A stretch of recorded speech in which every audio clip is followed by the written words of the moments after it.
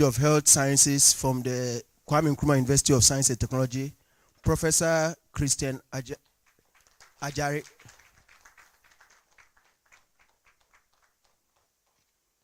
We also have the chief fisherman in our midst. He is in the person of Philip Ajay. Please, can you come here?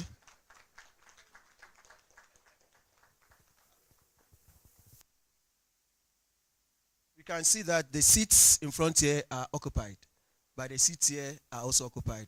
So equally, I want to recognize the presence of everybody seated here, especially if you are from the Ghana Health Service. Can we get away from you? Then if you are from the Ministry of Education or Ghana Education Service, can we get away from you? Please, if you are from NADMO, Almighty NADMO. Yeah. Please, if you are from the Ghana Fire Service, can we see you? Okay. If you are from Birth and Death.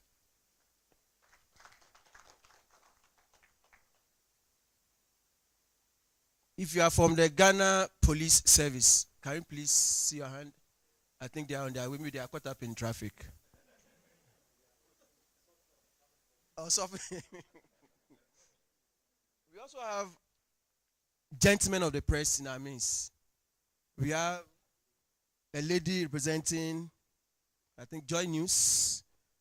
Yeah, please, can you get away from you? Then we also have people from the GH1. Can you get away? Then we have gentlemen who are streaming this program online. Can we get away from you?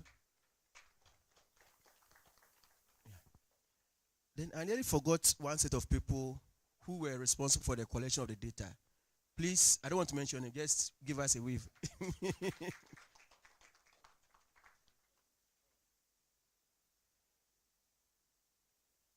Last but not the least, we want to recognize the presence of our white people, our white friends who are here seated. Please, they are from CDC Foundation. Can we get away from you? CDC and CDC. So we'll start a program by inviting Professor Peter Donko, who is the principal PI principal investigator for the Drowning Project, to give us the welcome address. Thank you very much, Thomas. Do I stand here or there? I think it's okay. They want me there. Okay, so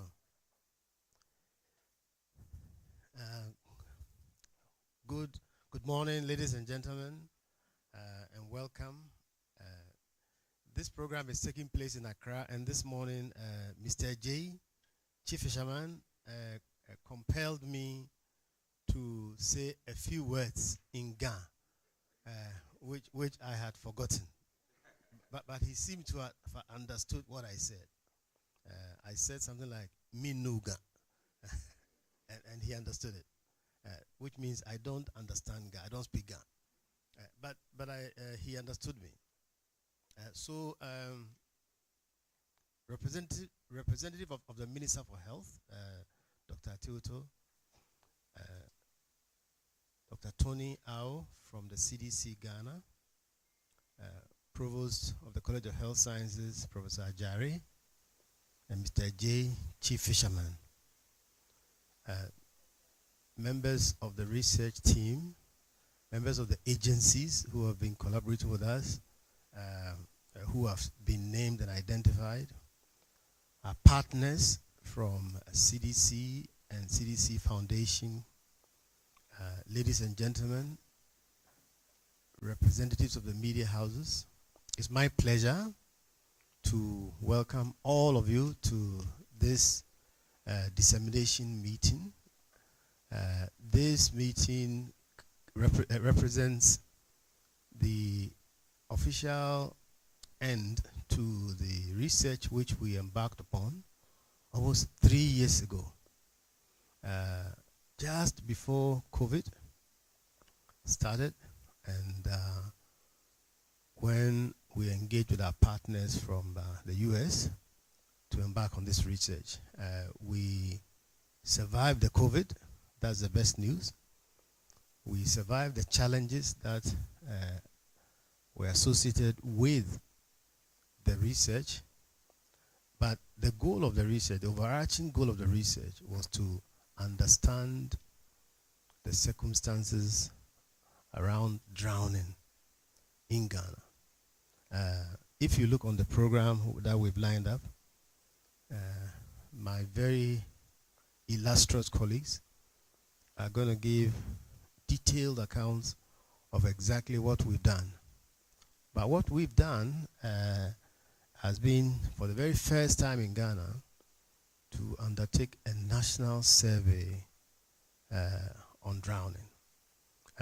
And also, apart from gathering some information on like counting statistics on how many people and so on and so forth, we've also had one-on-one conversations with people who have had experience with drowning, sharing their thoughts and their perspectives on the way forward and the preventive measures that can be taken to prevent drowning. We have discovered in the course of this work that drowning is a matter of concern to several agencies within the country. It is of concern to the fishermen. They make their livelihood on the sea. It is of concern to the Ghana Education Service because several children drown, and maybe they could be helped through lessons in school about swimming. We've also, and several children also cross water bodies on their way to school and experience accidents. NADMO, which is responsible for disaster management, also plays a major role in educating people about disasters. Ghana Police Service, any case of drowning has to be considered to be a criminal activity and to proven otherwise.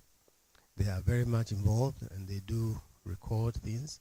Fire Service, they called multiple times to rescue persons who are drowned. Of course, Ghana Health Service is a health agency responsible for making sure that we live well, that we experience total health. So, and we have worked together with all these agencies in the course of this study, and we really acknowledge the important role that they played. We had very committed enumerators who spent days in rural communities in environments that sometimes were treacherous and diligently collected data so that we'll get the results that we are going to be sharing with you. And of course, they worked with supervisors who made sure that they supported these enumerators as best as they could.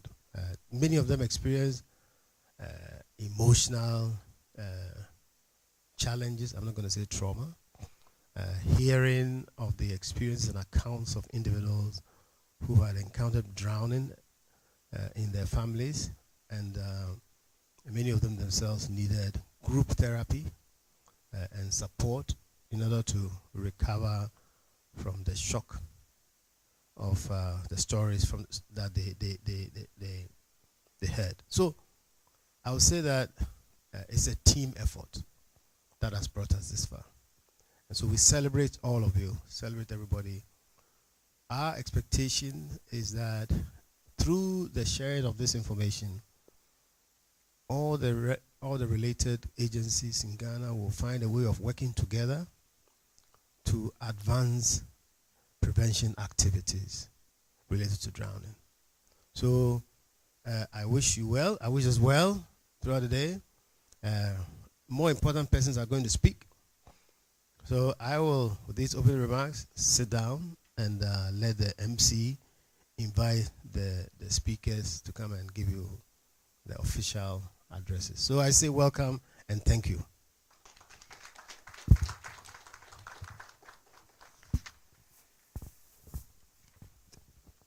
Thank you very much, Professor Peter Donko. While the welcome comments were being made, we saw the gentleman of the Ghana Police Service coming in. Please, can you give us a wave? You are welcome. So now we invite the rep of the Minister of Health, Dr. Wisdom, to come and give the opening address. Let's give him a round of applause.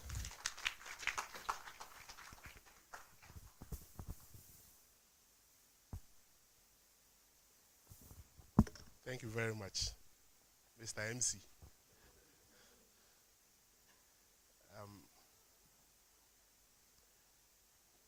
I want to stand on the existing protocols and say that the minister would have loved to be here himself, but due to other equally important engagements, he asked me to represent him. And through that, he also extends his warmest felicitation to all of us gathered here.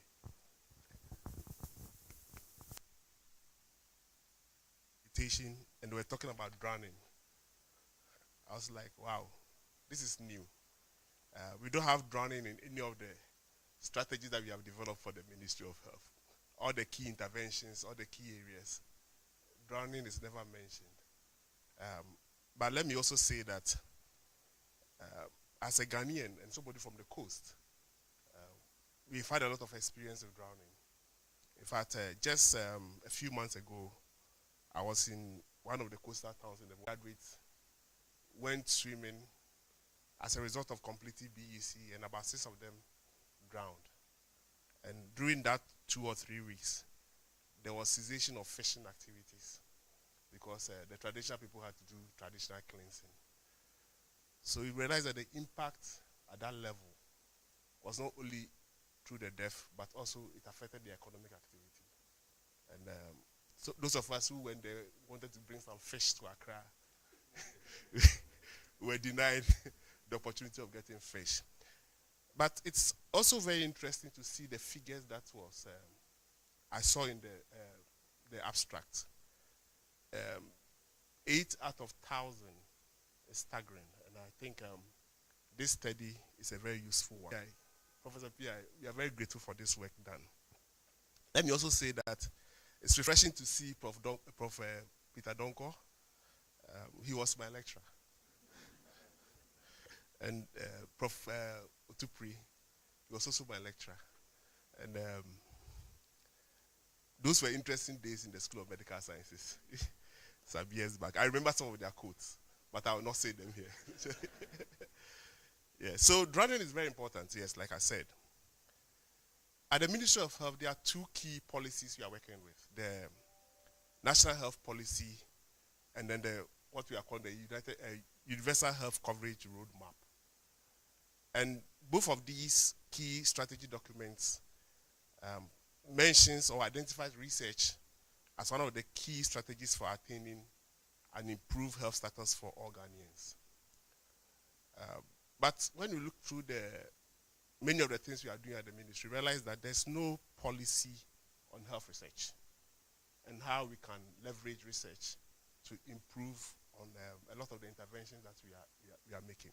There's a lot of investment in interventions, but we have not really sat down to see how research and research findings can be used. We talk about it every time, but we don't have any key structure to undertake that.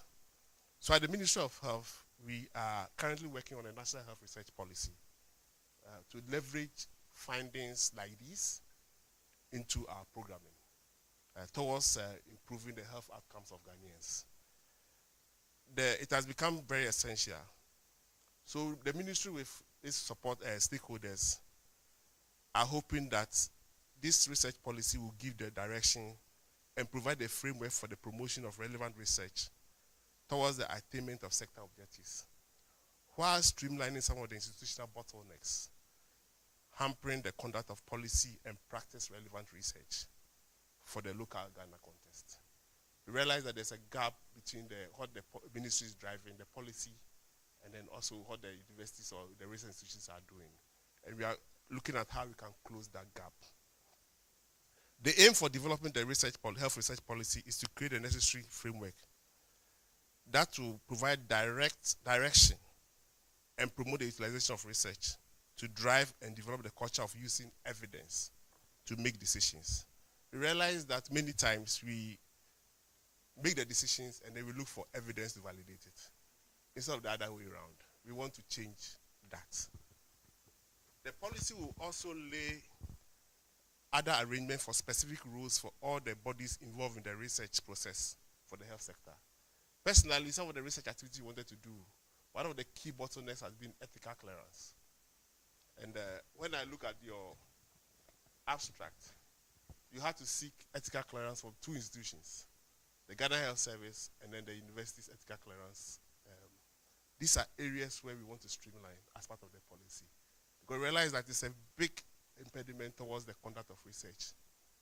We are also saying that because there's a lot of data being generated through operations, we want to mainstream operations research and then implementation research, so that the cost of looking for evidence will not be huge. You don't need to do a country-wide data collection and all the other structures before we can generate evidence to feed back into the processes that we have put in place to improve health outcomes. So there are a number of objectives. Part of them is to build and strengthen pathways for translating research findings into policy and practice. We also realize that there's a disconnect between the research people and then the policy people. We need to come together so that we don't only meet at disseminations, but we also meet at formulation and conceptualization, so that at least the research activities will align with the policies that we are running. And that's part of the key things, one of the key things we want to do. We also think that the practitioners must also do some research. So we want to build capacity of health practitioners, the institutions, to undertake some research. And we also want to reduce the inequity and then improve gender representation in health research. If you look at the health sector, there are more, there's more of the female gender than the male, but most of the research people are done by the males. We want to improve on that inequity. And also want to drive mobilization and efficient use of financial resources for health research. So these are some of the things we are doing. There are a lot more that we are looking at. But the important thing is that the universities, the research institutions, and other partners involved in the research space will work with the ministry so that our policies, our practices will align with the evidence on the ground. We believe that these are the things we need to do to ensure efficient use of resources and also improve on our targeting mechanism so that the interventions we are making can have meaningful impact. Ladies and gentlemen, I think there's a lot more to be said on the research, so I will not bore you. I would like to end here by saying that we are happy that we are involved in this dissemination. And the findings, obviously, is something we have to incorporate into the national research policy and then the national research, health research agenda that we are currently working on. Thank you very much.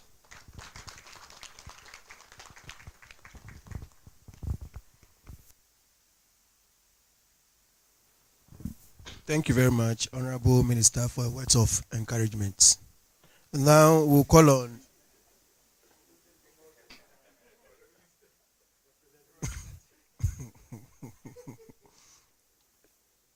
thanks rep of the Minister of Health. We will now welcome Professor Ismail Dutupri.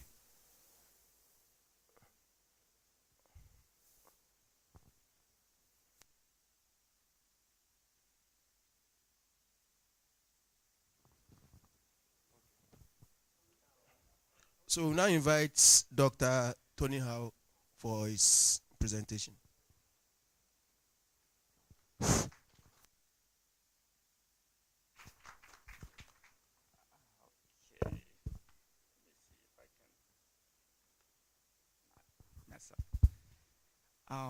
Thank you. Dr. Wisdom Atiwoto, the Director of Research for Ministry of Health, representing the Honorable Minister of Health. Representatives from NATMO, from the Ghana Education Service, Ghana Health Service, Ghana Fire Service, and Ghana Police Service. The KNUST Provost for College of Health Sciences, Professor Christian Agiari. The Principal Investigator, Professor Peter Donkor, and the co-PI, Professor Isman Otopiri.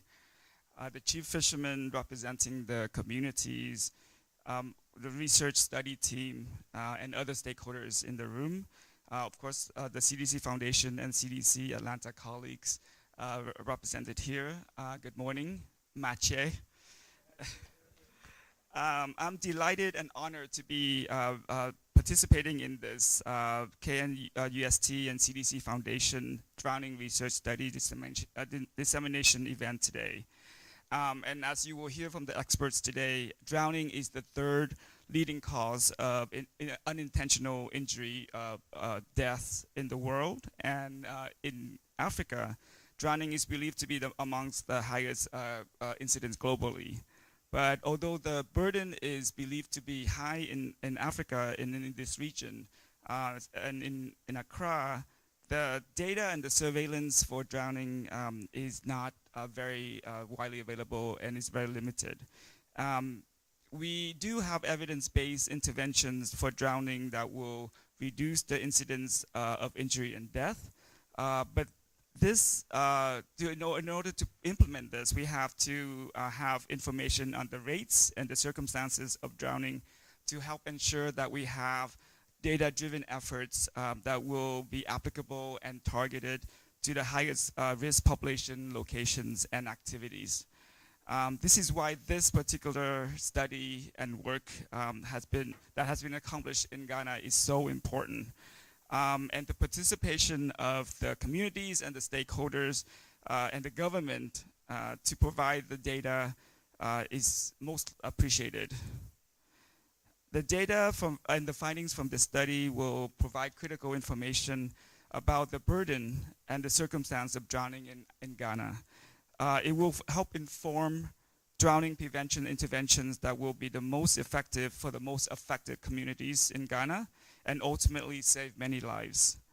Further, we will have national estimates of drowning incidents in Ghana, which I believe would be the first of its kind in Ghana, in the region, and also in the continent. So we should be very proud of this distinction for Ghana. On our part, the US CDC in Ghana is committed to supporting the Ministry of Health, the KNUST and the Atlanta colleagues to continue to build on this important work and to communicate widely and raise awareness of the importance of drowning as a major cause of unintentional injuries in Ghana. Lastly, I would like to sincerely acknowledge and thank the support and collaboration of the many partners and people that have made this study possible. The study is a great collaboration between the KNUST, CDC Foundation, and CDC Atlanta, with funding from the Bloomberg Philanthropies. So I would like to especially thank my colleagues from Atlanta and the CDC Foundation, who continue to provide excellent technical assistance for this important work. So thank you all, and I wish you a successful dissemination meeting. Thank you.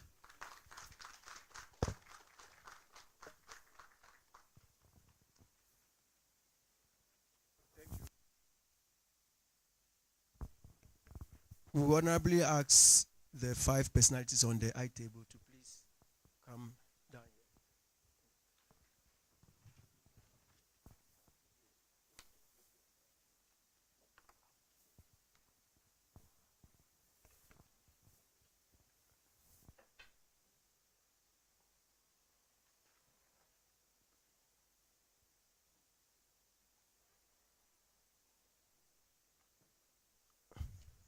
Good.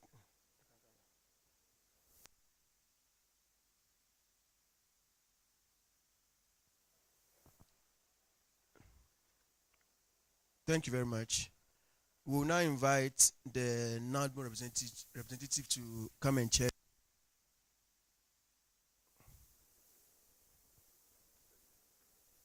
NADMO. Okay. So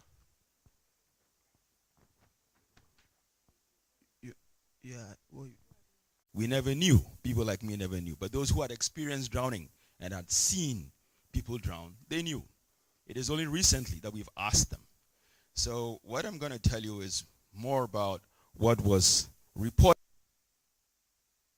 not what was known about drowning. And I hope that by the time we shall enjoy the presentation from the study team that will give us a few more details about how the study was conducted. Could you please step up, Ima? It's not moving. I click, it doesn't move.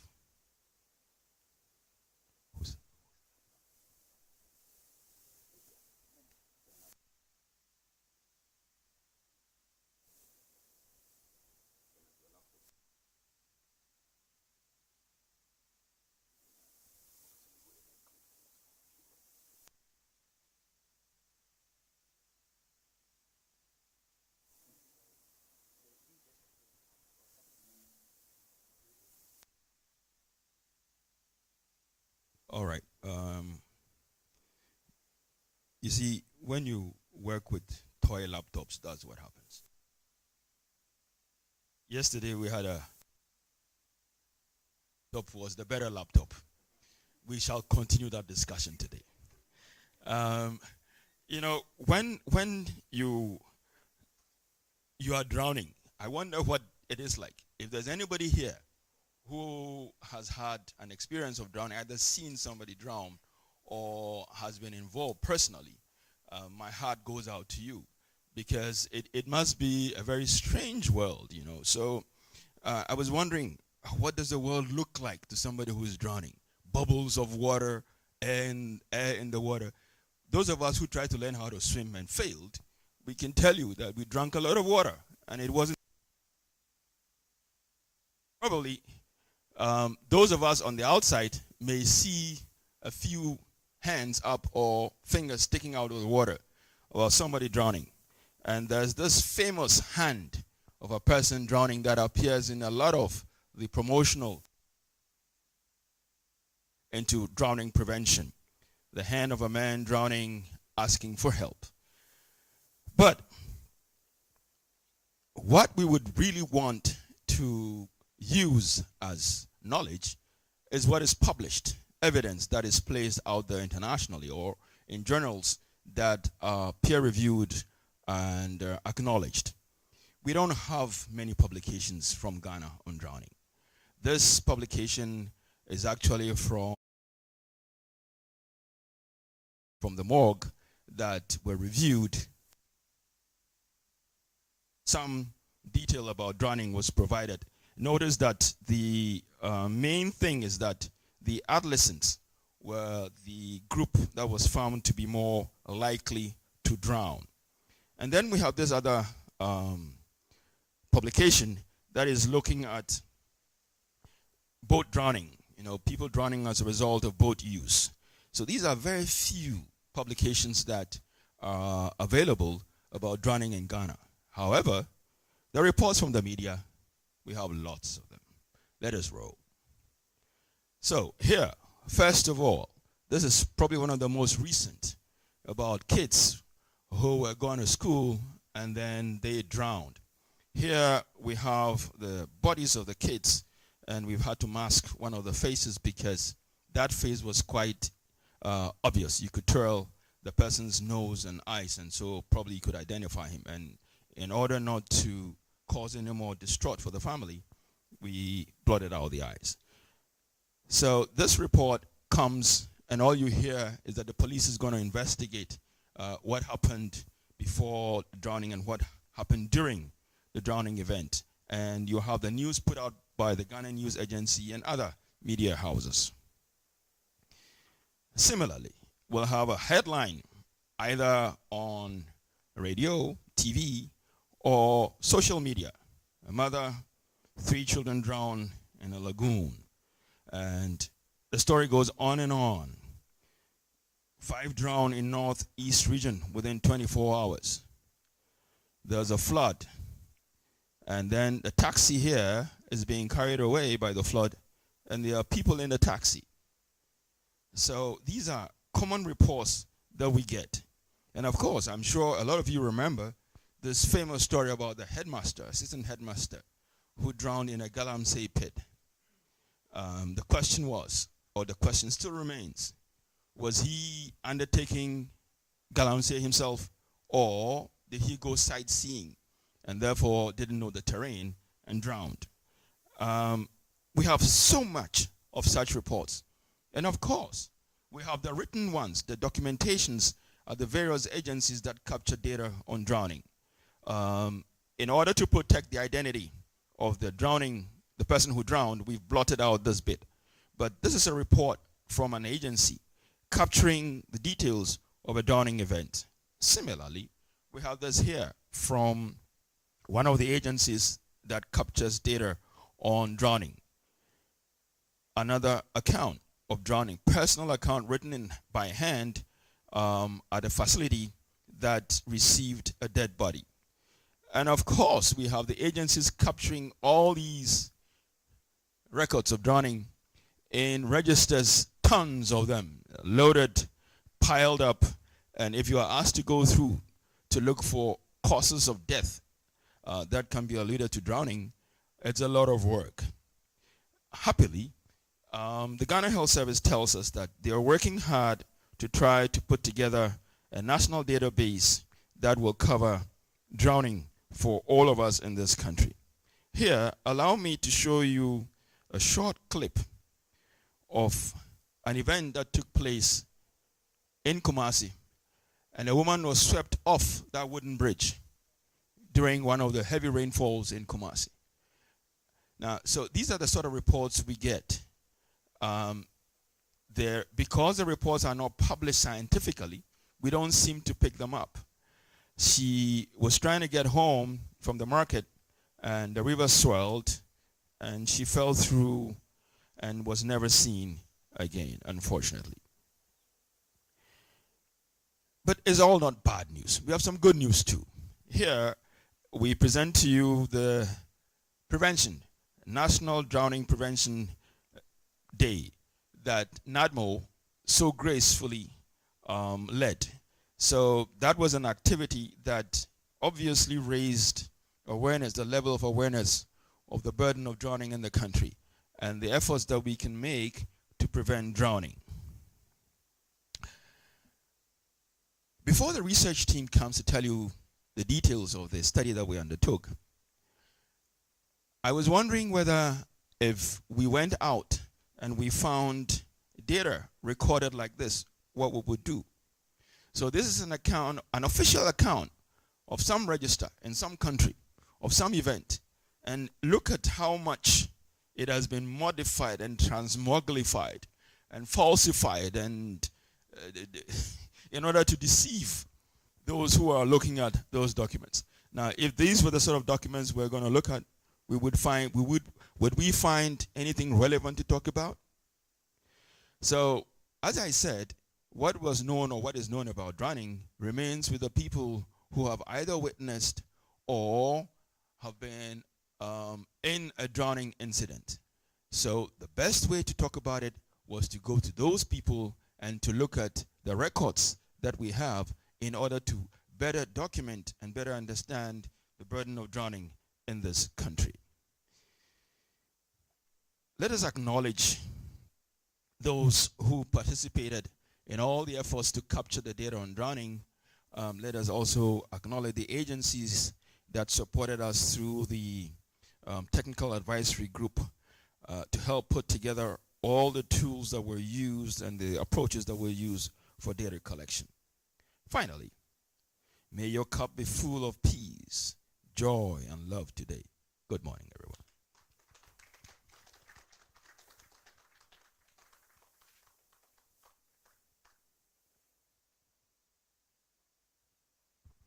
Thank you very much, Professor Tupri.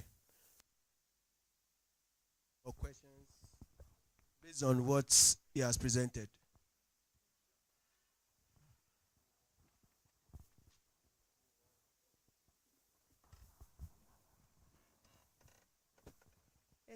Any questions, please? Okay, here. Please. I would like to ask a question. I mean, we see after during presentation, it looks like very little on drowning in Ghana. Is there any particular reason why this is so? That is my question. Okay, thank you, Prof. Is there any reason why this is so? You see, Betha is trying to get me to say things that I shouldn't say. The ministry is here. The ministry just told you that drowning hasn't featured strongly in their research agenda. My perspective of drowning was death. If you drown, you die. I mean, if you can't drown and live. But now I know that, hey, some people drowned and they lived. So it's just that it didn't feature much on our agenda. But now we are all aware that drowning is a big burden in this country. And so we are going to realign ourselves, rearrange ourselves, and then address the burden of drowning. Thank you. Yes. Okay, thank you, Prof. Any more questions, please?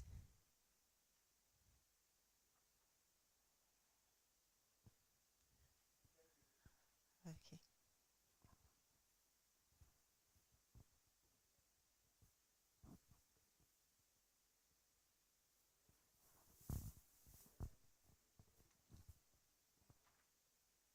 Yeah, thank you very much, Mrs. Kusimi.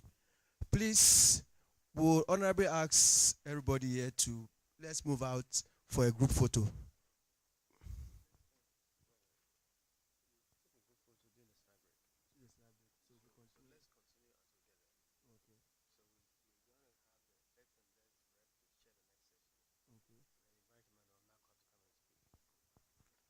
Birth and death representative, yeah. Please, you have to chair the next session before we go and take group.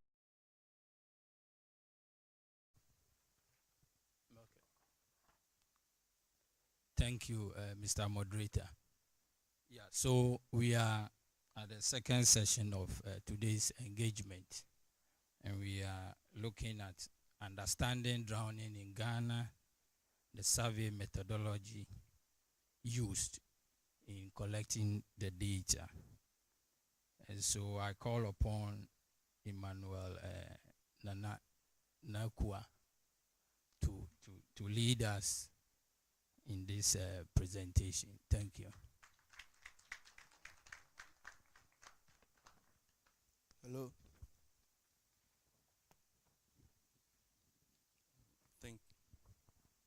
Thank you.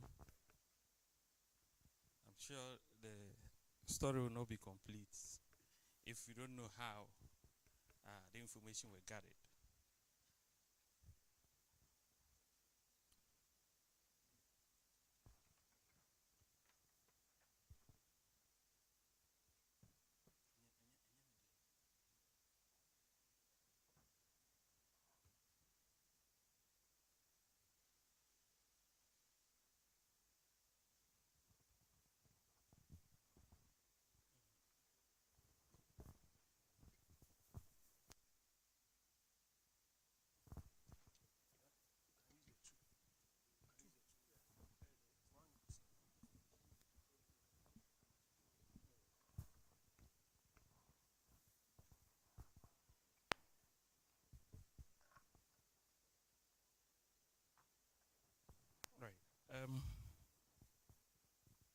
Most of the time when research is done, what we hear on radio is how was the data collected?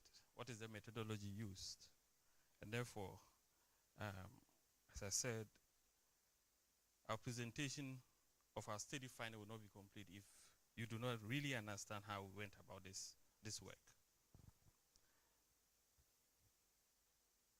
So this is going to be my presentation outline, defining what drowning is, our set objectives, methodology, how we estimated our sample size, the geographical distribution of our study setting, because this is a national representative data, PPS, population proportion to size, how we did that, data collection, our data sources, and how we train our research assistants to gather this important data that we all sit here to discuss this morning.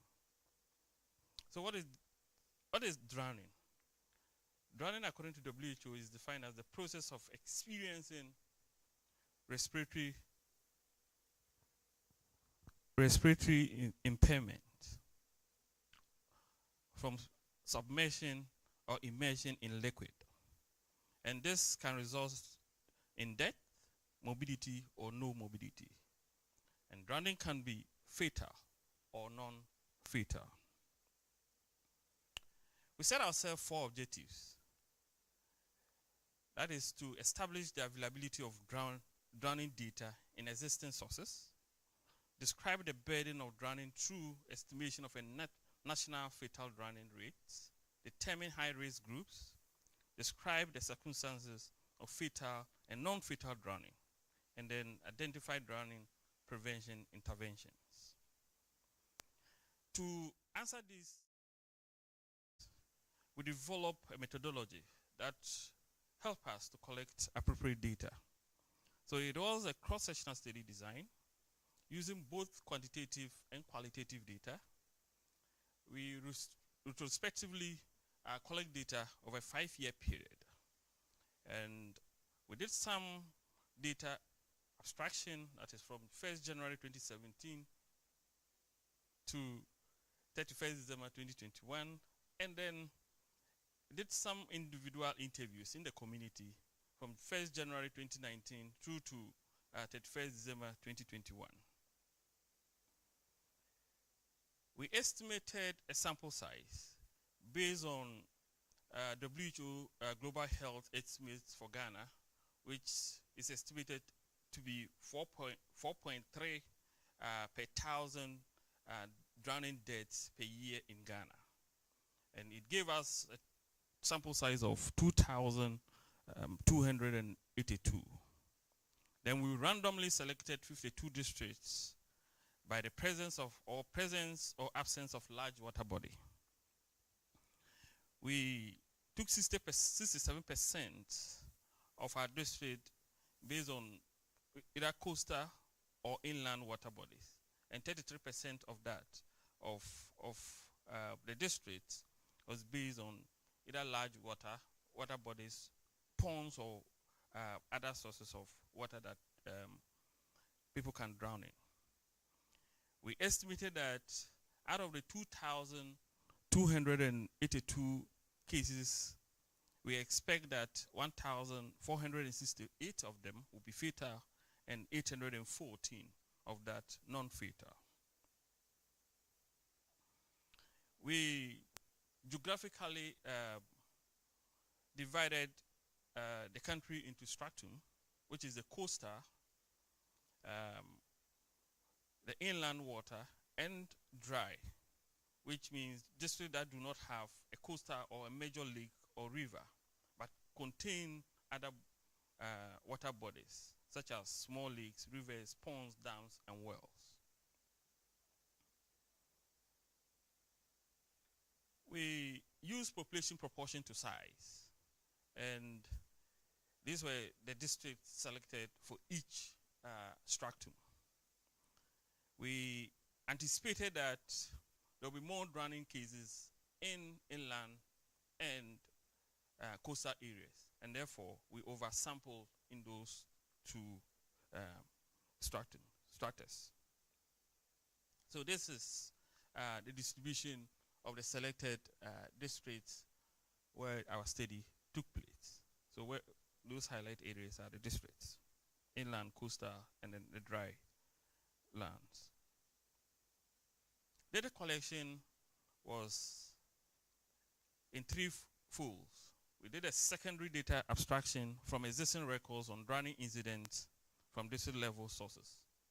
And then we did a structured interviews using a structured questionnaire from the community, identifying fatal drowning and non-fatal case incidents. We also conducted a focus group discussion to be able to answer our 4th objective. So quantitative data. we collected, we did data abstraction from 1st January through to 31st December. We went into the community through Ghana Health Service, community gatekeepers, community health workers, and national NGOs to help us to be able to identify drowning cases. We interview individuals who have first-hand information on drowning incidents. I mean, the most knowledgeable individual who had seen the drowning occurring. We also use a snowballing approach to be able to mop up other drowning incidents that we couldn't pick up either from our data abstraction or other sources that could help us to be able to collect all the cases in the community. So if an individual happens to have heard of or know someone that drowned, he directed us to that house, and then we conduct the interview. Data abstraction came from mortuary, the police, fire service, NADMO, birth and death, and community. We anticipated duplication because a case could be picked up by NADMO, and that case reported at the police station. At the same time, the case sent to the mortuary, and our research assistants are supposed to collect all these data from these sources. And therefore, we developed a mechanism that could help us to be able to avoid duplication in our data set. So what we did is to train our research assistants so well that they'll be able to identify those cases that are duplicating. So on our database, we have a button that if the research assistant goes to the police station first and move to the next agency and had seen that case in the police document, he indicates that this is a duplicated case. Moreover, the first day of work, if the two, because there are two, the researchers are two in number in each day they go to a particular agency. The first case is they are supposed to duplicate it. The reason is that we want to make sure that the two research assistants are present in the agency. They discuss when they are in doubt whether the case is a drowning case or not, because sometimes it's difficult to say whether this is a drowning case or not. So the two research assistants have to work hand in hand all time and discussing and deciding. If they are in doubt, they call the central team and we help decide whether this could be classified as a drowning case or not, based on the definition of what drowning is. Qualitative data, we form a focus group discussion. 8 focus group discussions were conducted. And these, on the right-hand side, are the groups that we form. Community members, those who have knowledge about drowning. Fisher folks, those who use water daily. Riverside community members, so they are bystanders who definitely, when drowning occur, would go to the site. We have small-scale miners who have dark holes, and a lot of drowning cases is occurring in those pits. We have fisher folks, the coast, and then the river. The fisher folks here for the Cape Coast was along the coastal line, and then the other one is along the river. And then we have the divers association who sometimes are employed by hotels to be by their river swimming pools to rescue people who are drowning. Then we also had a focus discussion with our key stakeholders, which is the NADMO, the fire service, the police. We brought all of them together to discuss drowning. Training, how did we ensure that our research assistants were well equipped to be able to take up this task? Because we are asking people about a drowning incident. The individual has passed on, but we want information what happened. We use tablets for our data collection. And these enumerators that we employed are individuals who had done several surveys with us, experienced in using tablets for data collection. We emphasize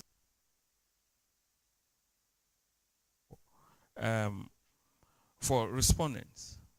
There are instances where our research assistants are interviewing our respondents, and they would go into tears. We train our research assistants to ensure that when such situation occurs, give the individual time to recover, and then you can proceed with the training. We did dummy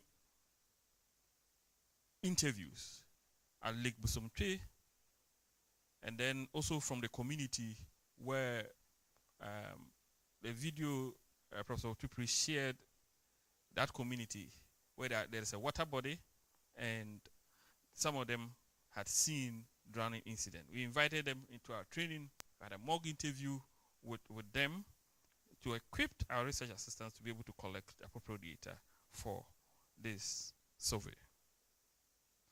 So these are some of the data, the information that our research assistant had to go through. This is a pile of data. They weren't sorted because birth and death are just collecting their information, registered the death, and therefore it's not sorted by drowning or by incident. So our research assistant had to go through all these documents to identify drowning incidents or drowning death. This is one of our picture with one of our research assistants. We also use the schools because they could be another source where they would know whether a drowning incident had occurred somewhere. They tell us and we visit them. So this is sensitization. Sensitization have been conducted by one of our research assistants. Our CDC team was fully part of us in the data collection process. They visited twice from the US.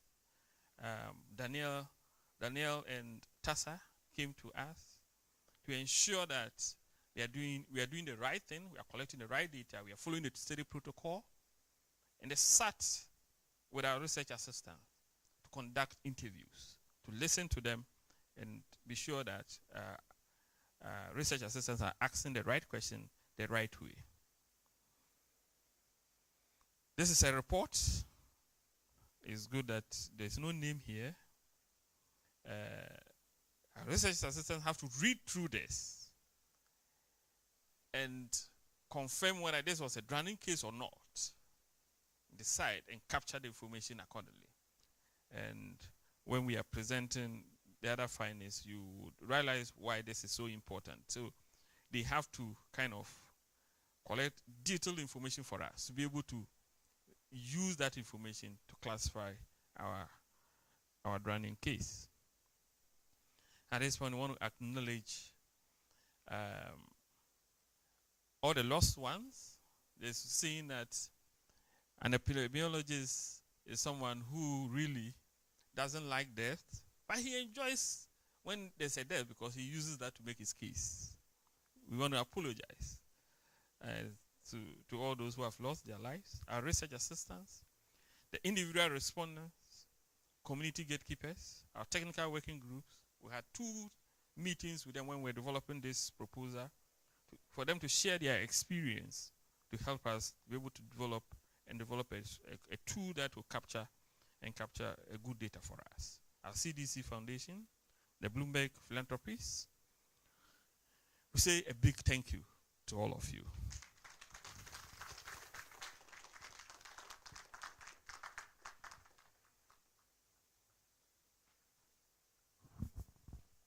you, Professor Emmanuel Nakwa. In the course of his presentation, we saw a gentleman or a lady from the press joining us. She's from Adom TV and Adom FM. Thank you for coming. Please, is there any question or comment based on what he has presented?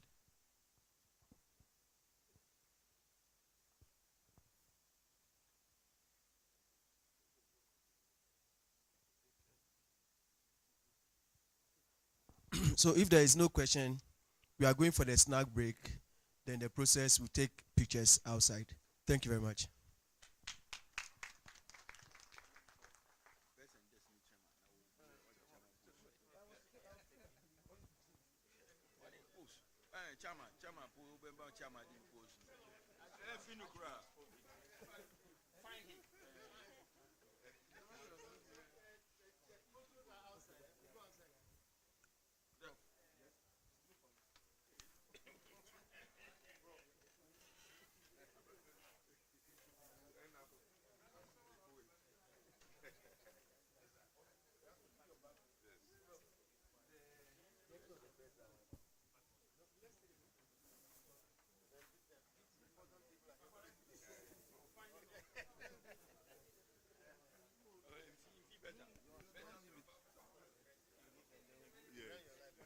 They want to make 16.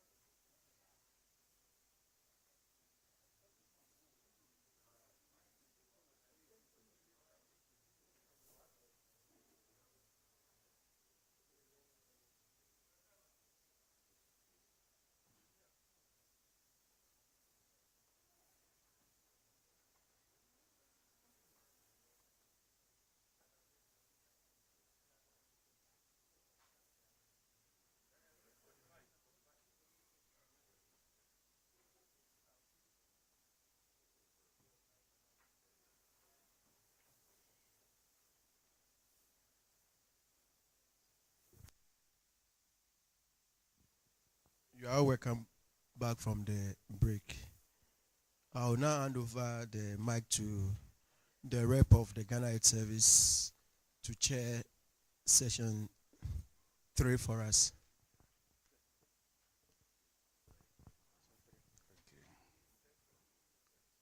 Thank you. You are welcome. We are taking session 3 of the presentation. Understanding drowning in Ghana survey results.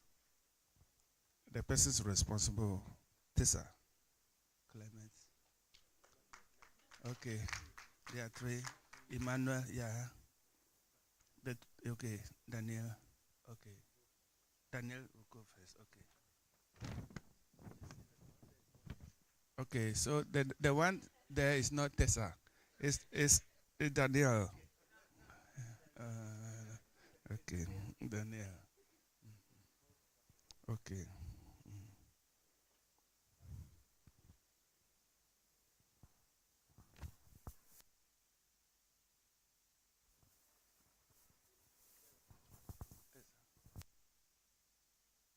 Hello.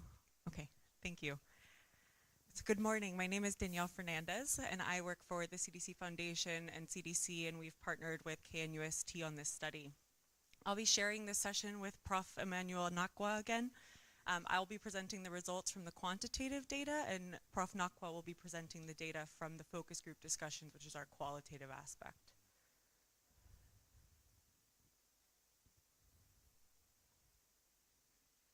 Perfect. So just as a quick background, because we heard this earlier today with the CDC Ghana Country Director, Dr. Tony Au, globally over 230 people die from drowning every year, which makes it the 3rd leading cause of death for unintentional injury worldwide. It's believed that those drowning rates are highest in Africa, although the data are limited, which is part of the reason why we came and did this study. And I'll have to give a photo credit here to one of our data supervisors. This was a photo from the field. So this is a slide you saw previously also, but after a snack break, I thought it would be nice to remind what our study objectives were. So the Understanding and Preventing Drowning in Ghana study is a collaboration between the US CDC, the CDC Foundation, KNUST with funding from Bloomberg Philanthropies. And we sought out this study with 4 primary objectives. The first of which, to establish the availability of drowning data in existing sources from agencies such as the Ghana Police Service, the Ghana Fire Service, the Births and Deaths Registry, the NADMO office, and mortuaries. We wanted to describe the burden of drowning through the estimation of a national fatal drowning estimate, and to determine high-risk groups that are disproportionately affected by drowning. Thirdly, we wanted to describe the circumstances of both fatal and non-fatal drowning. So not just who was involved in the drowning, but where did it happen? What activities were they doing at the time of the drowning? When did it happen? Did the person know how to swim? Were they wearing a life jacket? All of that additional information that we know might be captured in an administrative source, but certainly we would be able to find through community interviews. And finally, we wanted to identify the drowning prevention interventions that might help us in preventing such instances in the future. So as I mentioned, I'll be presenting first just the quantitative data. So the period in which we'll be discussing here is from 1 January 2019 to 31 December 2021. Although you heard previously that we did collect data as far back as 2017 from the administrative sources, we used this 3-year period, which was the overlap between the administrative source data collection and the interview period, to make sure that we had the most complete data for these 3 years. So during that time, we collected 1,670 cases that had been identified in the administrative records and through the interviews with key respondents. Because we were going and our teams were diligently reviewing all of the records, cases could be found in more than one source. As Prof. Nakwa said earlier, a case could have been reported to the police, NADMO conducted a rescue, the person ultimately was reported to the mortuary, etc. So that same case would be found in multiple records and thus duplicated. Of these 1,670 cases, 1,260 were found. 160 were identified in 2 different sources, and 29 were identified in 3 or more sources, with the greatest number of the same case being reported up to 4 times. This chart shows the breakdown by the data source of that 1,670 cases before we conducted a deduplication exercise. The majority of our cases were fatal cases at 1,362, and the majority of those were found through individual interviews, followed by through mortuary records and through the district police inquest records. Our non-fatal cases were primarily identified through individual interviews. And these numbers do add up to greater than the total because of the duplication.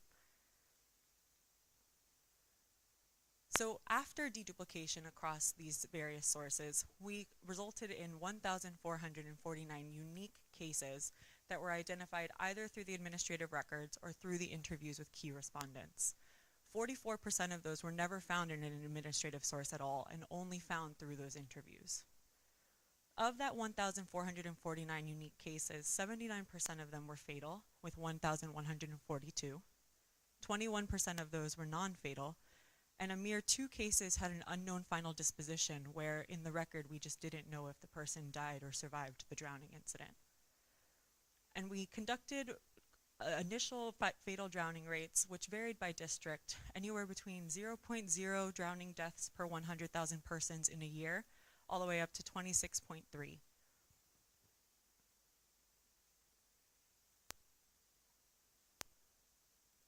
This slide was also previously shown, but just to remind of the geographic strata in which the districts were pulled from. So we have districts included in our 52 randomly selected that came from coastal districts, which we defined as districts that had an ocean coastline. We had districts that were considered inland water, and those were districts in which there was a major lake or river involved, but no ocean. And then finally, we had what we call dry districts, which weren't necessarily dry.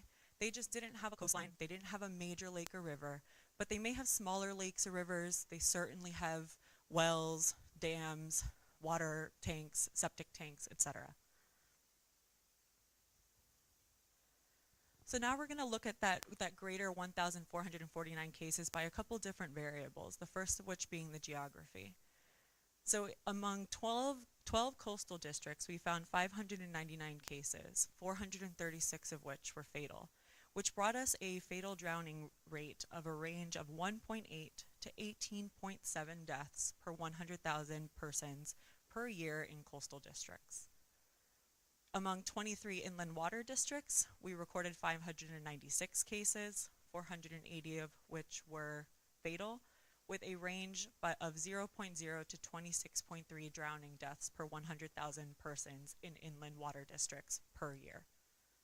And finally, among our 17 dry districts, we resulted with 254 cases, 226 of which were fatal, and a fatal drowning rate of 0.7 to 7.8 deaths per 100,000 persons.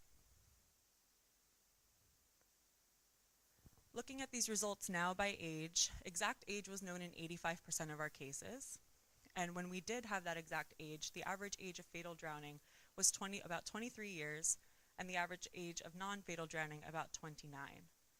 The highest number of our fatal drownings occurred among children 1 to 4 years of age at 15%, followed by young adults 20 to 24 years of age at 14.2%, and children 5 to 9 years of age at 11.1%.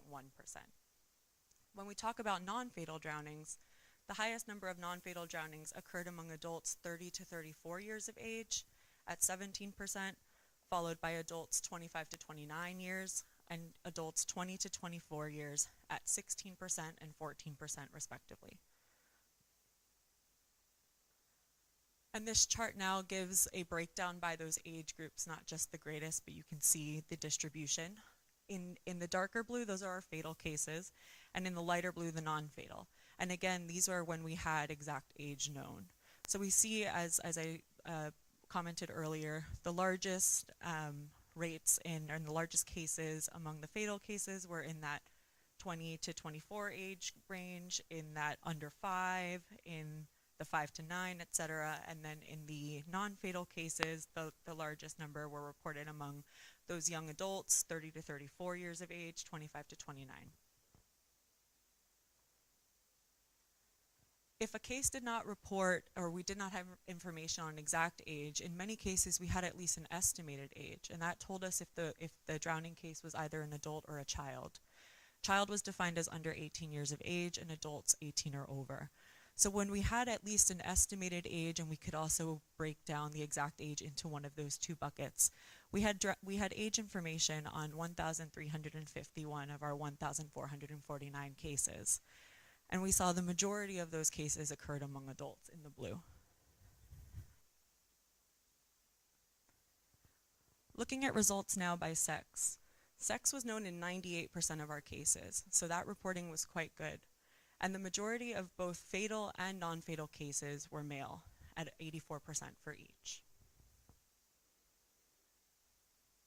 And again, we follow with a chart that shows this pictorially.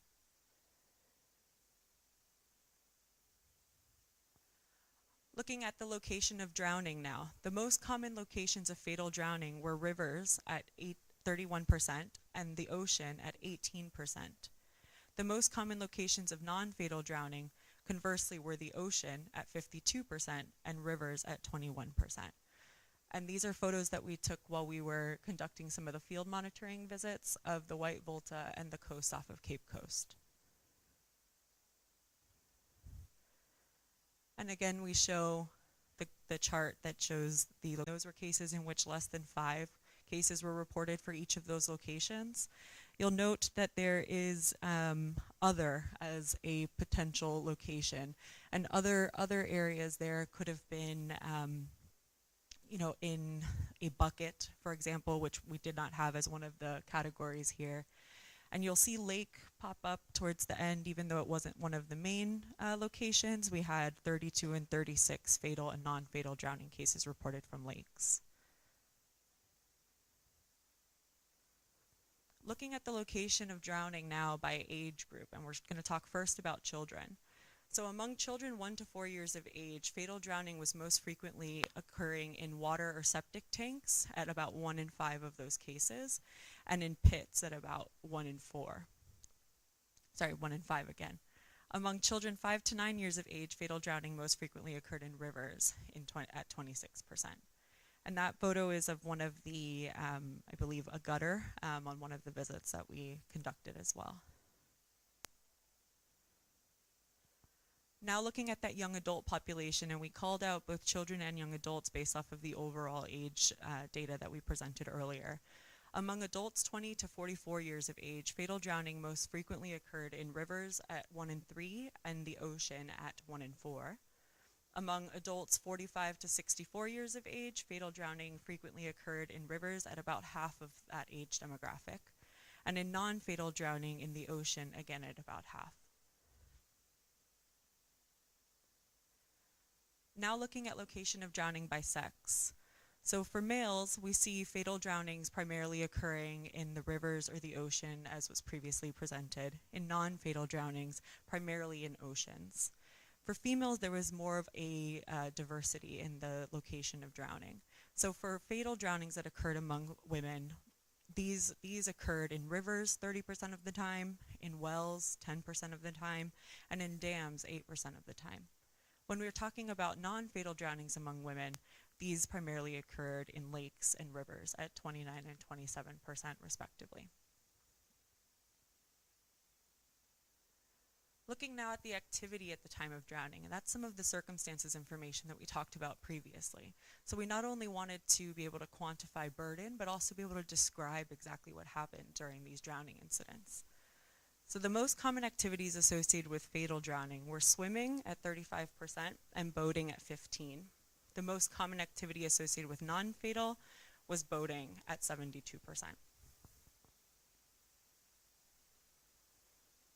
And again, here we show the graph of the activity at time of drowning. Once more, we have another category here, which included things like bathing or washing clothes, watering cattle, trying to rescue another person. And we see some small case counts, particularly in the non-fatal cases when we look at certain locations such as, or certain activities such as playing near water or mining or sleeping when the home flooded.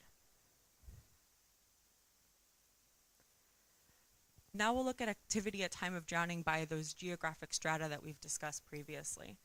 So in coastal regions, boating was the most common activity associated with drowning overall at 38%, followed by swimming at 34%.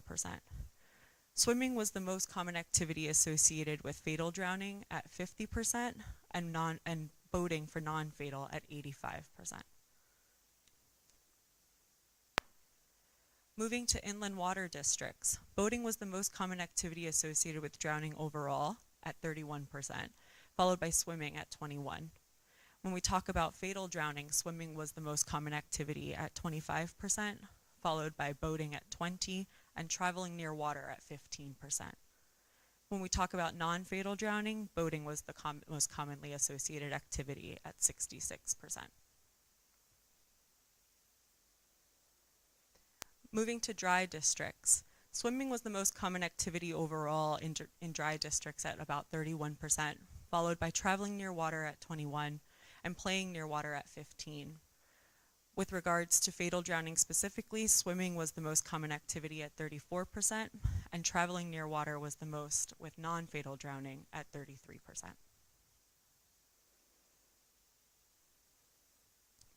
Now looking once more at activity at time of drowning by those demographic disaggregates. So when we talk first about age, we're going to talk about children once more. So among children 1 to 4 years of age, playing near water was the most common activity associated with fatal drowning at 64%. Among children 5 to 9 years of age, playing near water was once more the most common activity associated with fatal drowning at 35%, but swimming and traveling near water also played predominantly in activities that were most commonly associated at 22% each.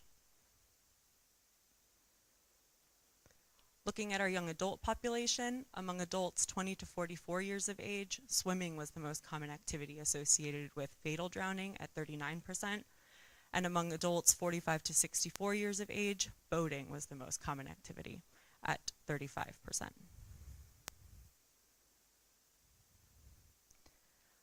Looking at the activity at time of drowning by sex, we see that for males, fatal drownings were primarily involved with swimming, non-fatal drowning with boating. Among females, fatal drownings were primarily associated with boating or playing near water, and non-fatal with boating. So because boating and swimming both featured so predominantly in the activity data that we collected, we're doing a bit of a deeper dive into those two activities in particular. So there were 340 boating-related drownings that were collected during our study, 36% of which were fatal cases and the other 64 non-fatal. Traveling by boat was the most common boating-related activity associated with fatal drowning at 59%, and fishing from boat was most commonly associated with non-fatal drowning at 65%. We once more will show this as a chart. So you see the majority are traveling by boat and fishing from boat for both the fatal and non-fatal cases, but we do see some small case counts with other boating-related activities, including recreational boating, transporting cargo, and working on boats.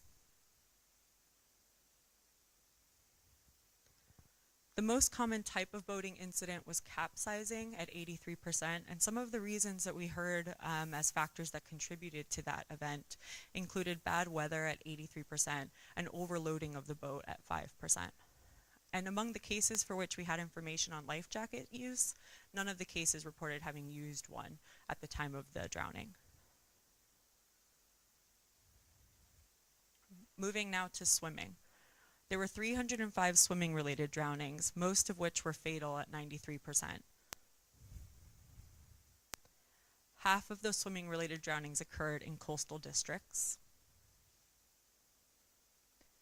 Fatal drowning associated with swimming primarily occurred in the ocean at 36% and rivers at 26%, but we also saw those cases reported from swimming pools at 12% and dams at 11%.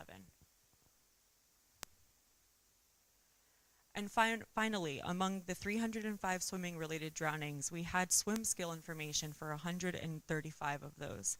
And 86% of the cases for which we had swim skill information reported that they were either a weak swimmer or they did not know how to swim. Some limitations of our study. So although we went, there we go. So because although we went through rigorous efforts to deduplicate the data, we suspect that there may still be some duplicates that are included in there. If we didn't have enough information, if information was missing or misreported in the data sources for us to adequately match those. We also heard that some mortuaries either don't conduct autopsies, or when they do, they don't record cause of death. So although our teams went and reviewed those mortuary records, they weren't able to tell if that potential primary cause of death of asphyxia was related to drowning or not. And that was when a cause of death was indicated. At times, they were not indicated at all. And then finally, in larger metropolitan areas, such as Accra, where we are right now, case finding in communities was difficult. So our teams were incredibly diligent to work through community leaders, gatekeepers, assemblymen, community health workers, community health nurses, really utilized the network of people who knew these communities best to help identify any cases of drowning in the community that may or may not have been reported to an official source. At times we heard that being able to know about those cases was difficult for many of those leaders. So that's when our teams employed that snowballing approach to kind of just ask, okay, thank you very much for taking the time to provide an interview and data. Do you know of any other cases in your community? So that proved quite difficult for our teams in these larger metropolitan areas. Finally, I'd like to provide some acknowledgements. First to KNUST, our leading force in this work, to the Centers for Disease Control and Prevention, my Atlanta-based colleagues here, to the CDC Foundation colleagues, and to Bloomberg Philanthropies ultimately for funding this work. But most importantly, I want to thank the data collectors, because we would not be able to be sitting here talking about this dissemination and dissemination of results for data that were never collected, if not for the wonderful work of some of the people that are in the audience today. Thank you very much.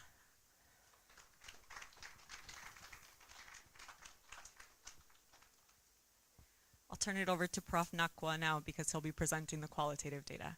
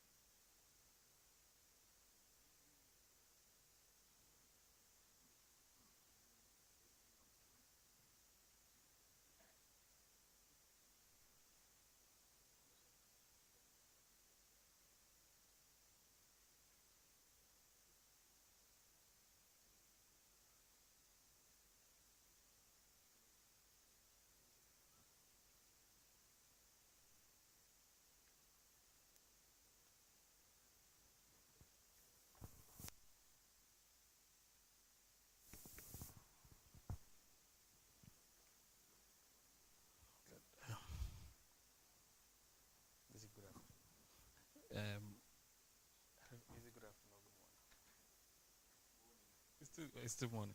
Okay. Good morning once again. And thank you, Daniel, for presenting the quantitative part of our work. We had 4 objectives, and the last one is identifying drowning prevention intervention in Ghana. And we did that using the qualitative approach. We continue to define what drowning is, and it's a process of experiencing respiratory impairment from submersion or immersion in liquid.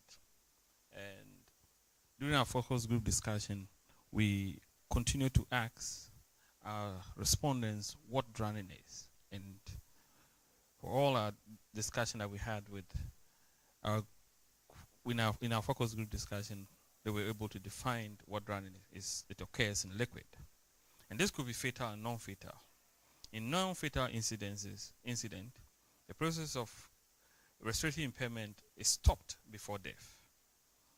Involuntary distress, coughing, difficult breathing, low level of consciousness, or unconsciousness.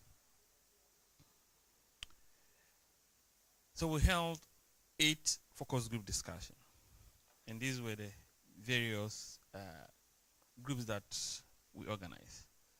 Community members at Yagaba in the Upper East. We had the Fisher folks, Bassa, Riverside in the Volta region, Riverside community members in Tamale, small-scale miners at Krofum in the Ashanti region, Fisher folks, Cape Coast in the Central region, boat users, Boben, Divers Association in Second Takrady, and in Accra with our key stakeholders, which include the NADMO, police, fire service, and the rest. There are 3 main types of drowning prevention strategies, and these are primary, secondary, and tertiary. When we talk of primary prevention strategy, it's a measure to which will remove or reduce the risks and hazards of drowning. That is, removing unnecessary water sources, fencing of ponds and ditches, building dams and flood-prone areas, teaching children aged 6 to 10 surviving swimming, raising awareness about children drowning, providing safe space for recreation and sanitation, and familiarizing people with boat safety rules. Secondary prevention strategy reduces the extent of injury when drowning has already occurred. And that includes a system in place to recognize a drowning event, provide flotation, enable early rescue and removal from water, and training bystanders in cardiopulmonary resuscitation. Then we have the tertiary, which is post-event measures aimed at reducing the risks of drowning death and disabilities. That is, putting emergency treatment following submersion involves checking for potency of the drowned individual, airway, adequate breathing, circulation, and checking for additional injuries. So for our focus group discussion, the information that we gathered from our discussion was structured in this form. And so my presentation of the results from the FGD is classified in primary, secondary, and tertiary. So primary prevention strategy from our discussion, focus group 4, Krofum small-scale miners, building bridges across waterways. And we saw one of the videos in Kumasi where 2 years ago a woman lost her life crossing a wooden bridge. And this is what they had to say. How we can prevent it is they should come to our communities to construct bridges for us. Bridge a big river here at our place. Sometimes when somebody is going, unless the person passes through the river, means the person has to use the river. He has to go, descend down, and come out again. With river, when it floods. It floods at the top. So as he is walking through it, it can flood over him. So you come to our community and construct bridges for us. If you construct bridges for us, drowning will be prevented. Then enhancing community education and awareness as a form of primary prevention strategy. And this is from our key Accra key stakeholders. It is possible that with education you work with the media, so at least if you can have sketches educating the public on that, you get one in the local languages, you look at the print media, not the print media but TV. Remember when the Vice President Aliyu Mahama wanted us to stop putting things on the road? Remember what he did. So that type of education, if you can do one for drowning, I think it will go a long way to help by putting information in the print and the on TV. Surely, many people will learn how to keep themselves from getting drowned. Primary prevention strategy from Cape Coast fisher folks using life jackets. As our quantitative data shows, most of the drowning cases that occurred, none of them had a life jacket on. A life jacket should be made available at a cost of about 5 Ghana cedis, so that there will be money to procure more. So it has to be cheap. Fencing of water bodies. I think this is Riverside community members, that's from Tamale. I think some of our big rivers, if we are able to, fence it well, so that children going, during the rainy season, children just going there by hand. This is an area where, in most instances, these are wells, or no, not wells, dams, where children go to fetch water, and they are talking about having a fence around it. And if you can remember, one of our famous football player, Samuel Kufuor, child had to pass on, or had to get drowned in a pond in his house because it was not fenced. Boating regulation. This is the boat from the boat users. Focus group 6. There must be rules and regulations to govern the operations of the boats in terms of loading of goods and the number of passengers. The boats must also be in good condition with the outboard motors too, so that the boat can pull out of bad weather. Lastly, supervising children by adults. I think strict supervision of children around water bodies. In the homes of parents, have a swimming pool or something. We should always make sure the children don't go to that side of the compound, or even barriers or fences it to prevent the children. And our quantitative data suggests such that some of our deaths occur among children where they were unsupervised. Secondary strategy prevention, addressing traditional beliefs associated with drowning. Traditionally, this is from Yagaba in the Upper East, among community members. Traditionally, what they do to prevent drowning is what last my brother said, is they don't bury them with clothes. When the person is drowned in water, they won't bury him with clothes, just to prevent drowning in the family. Across Ghana, there are different beliefs associated with drowning. And depending on where you are, you will notice that that tradition about drowning comes to play. Some in this community, you are buried along the river banks. You are not brought home because they think that if you are brought home, that bad luck will continue to stay in the family. In other places, if the funeral has to happen at home, in the family compound, it is not organized there, but outside, so that the bad luck that brought this drowning doesn't come to the household. So there is this spiritual connotation around drowning. Rescuing early and removal from water body. This is from Accra small-scale miners. If you are there and someone falls into the river, you need to calmly go under the river and push the person to the top. Him out, there will be no problem. If you don't know how to swim, how can you do this? If you enter the water early, while the person is struggling, you go down with him or her. So probably, if you know how to swim, you can go behind that person and continue and push gradually. And that is one of the secondary prevention strategy where children are taught how to save drowning individuals. Tertiary prevention strategies. Providing medical evaluation.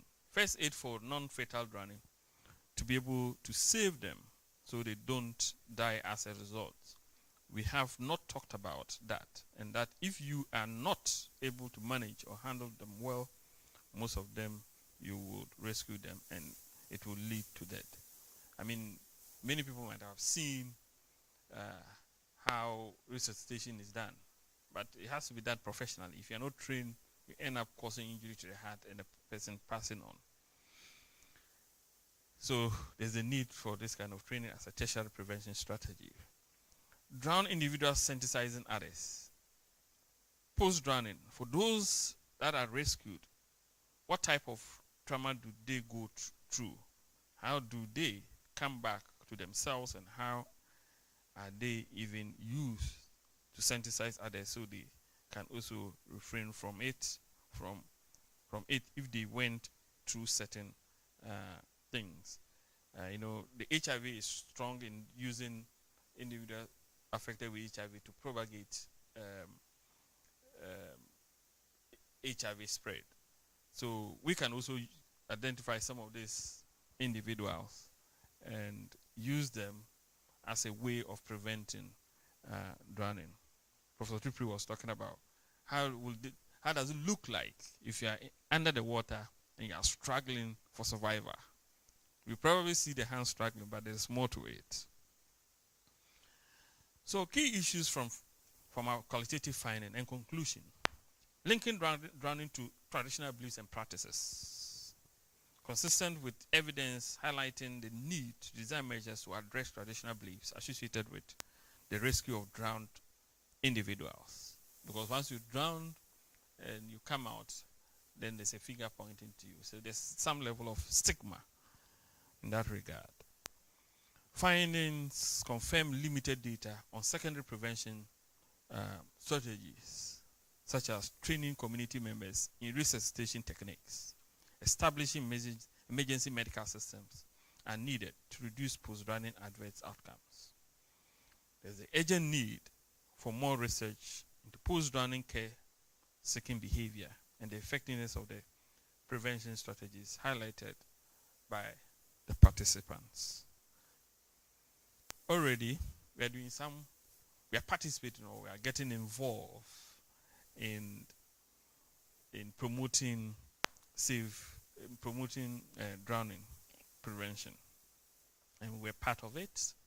Our PI supported the World Drowning Day. And this is one of the famous pictures. If Dr. Professor Tupri had shown to the end, you see someone shouting,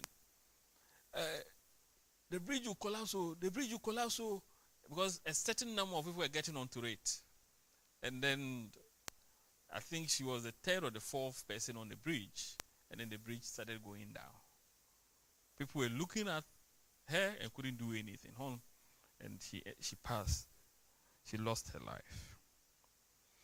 Continue to acknowledge our participants, our technical working group, the NADMO, the police, fire service, the birth and deaths, and the rest of our working, technical working group, the Ghana Health Service, the CDC Foundation, and Blombe Philanthropies. Thank you and have a great day.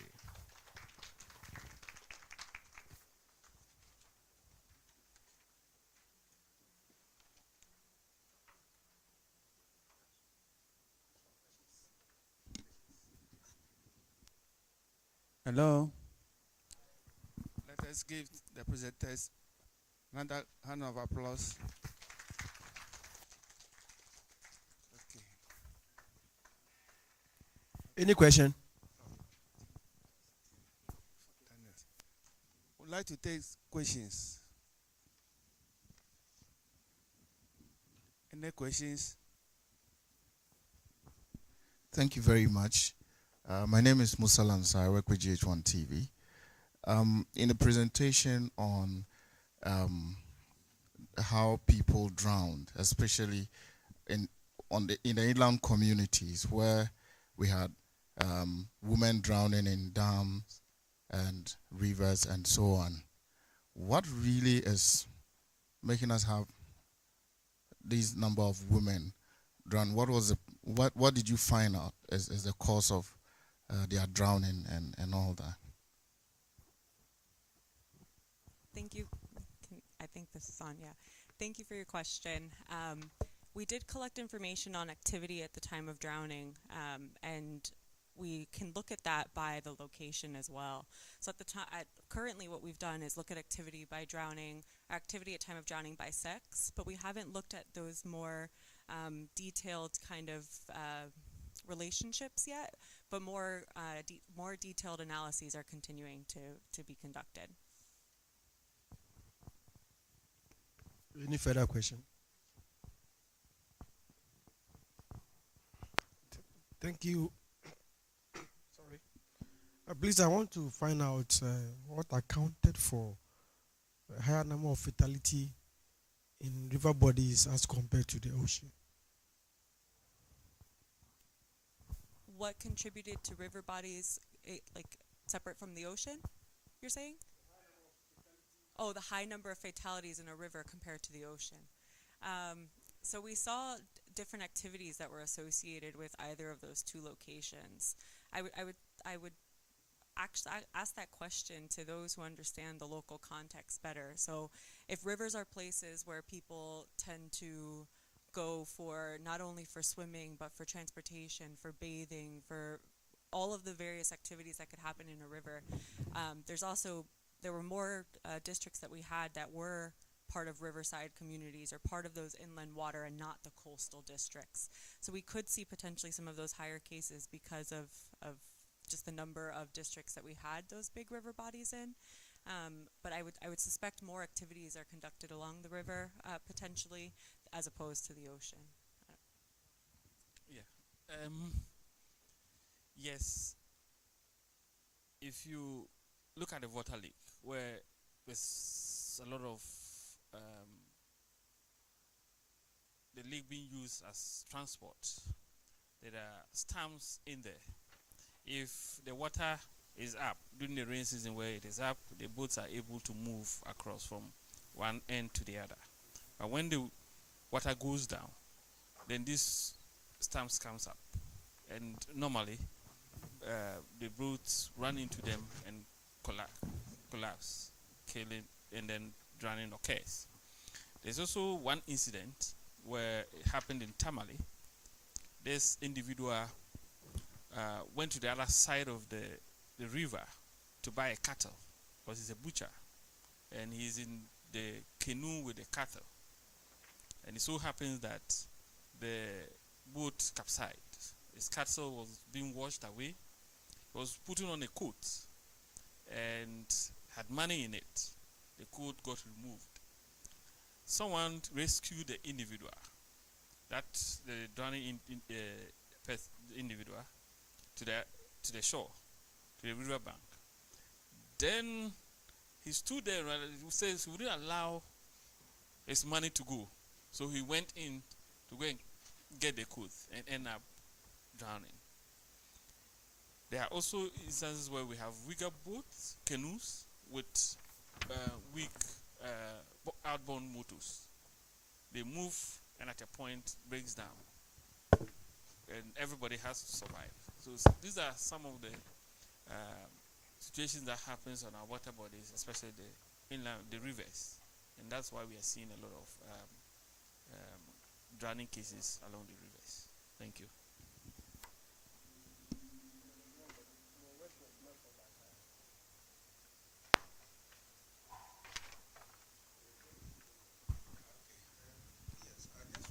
To find out whether you also had the focal discussion or interaction with the local authorities as to who is in charge in terms of ensuring safety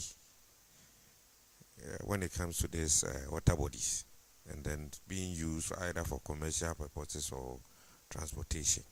Their role in terms of the prevention.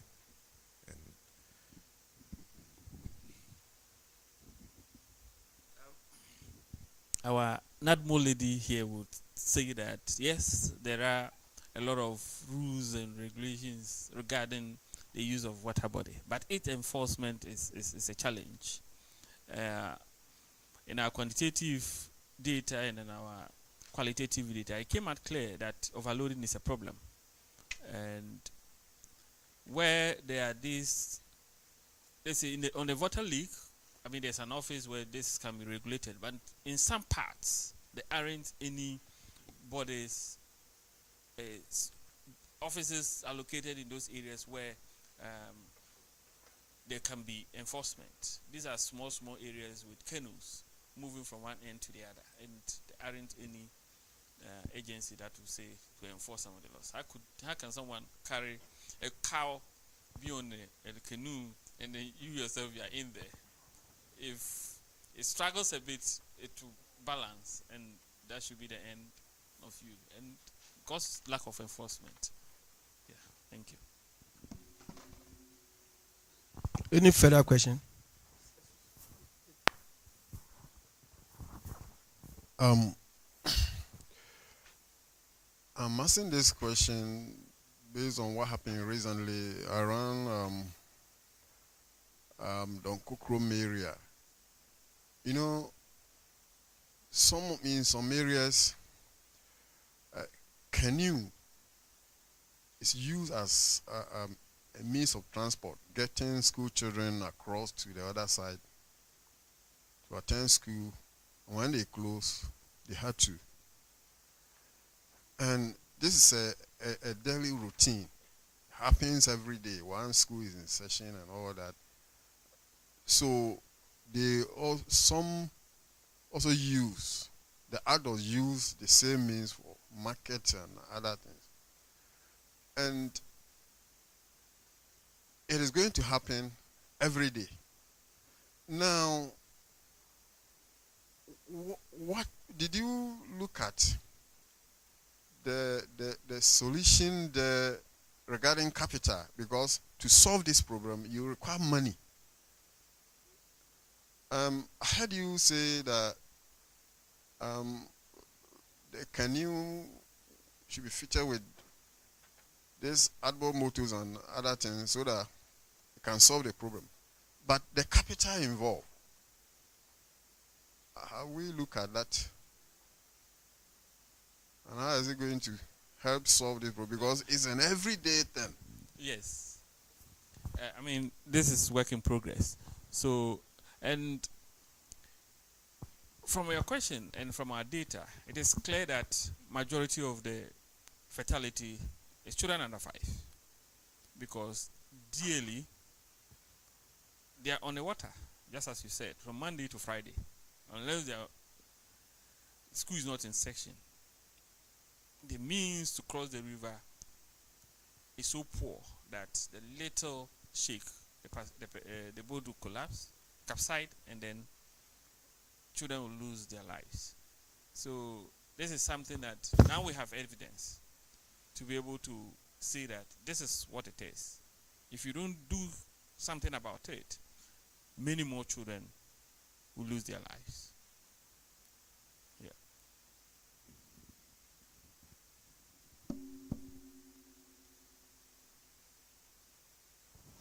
Okay, in the absence of none, Mr. Chairman, thank you very much.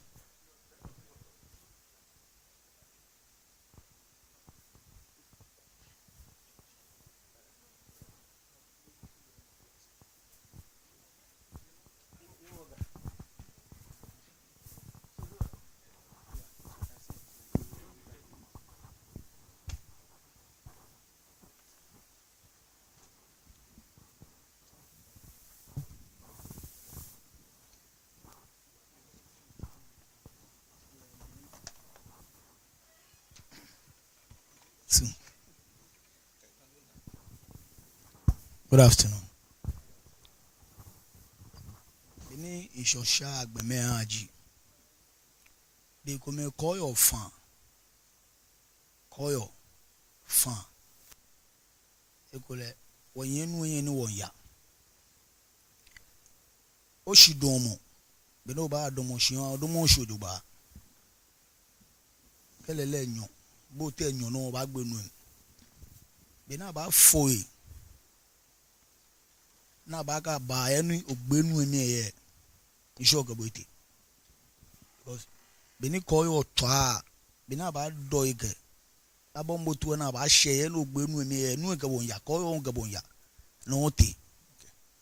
Yeah, so I'm his translator. So he's saying he's a fisherman, and he's saying that normally drowning occurs mostly as a result of stormy weather. So when the waves rise as a result of the windy storm, those who are experienced are not able to come quickly to rescue because the boat itself would have, the canoe they're using will also be unstable.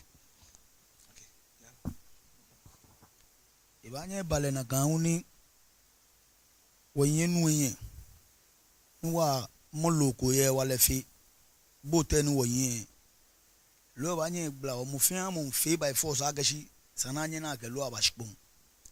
there are instances where they encounter a catch or they go at sea. The catch is much heavier, and then it's also drawing them strongly into the water.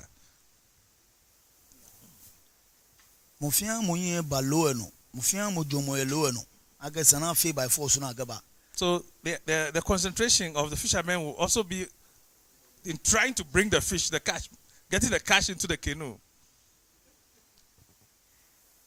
And at that point, someone could accidentally fall into the water without others noticing.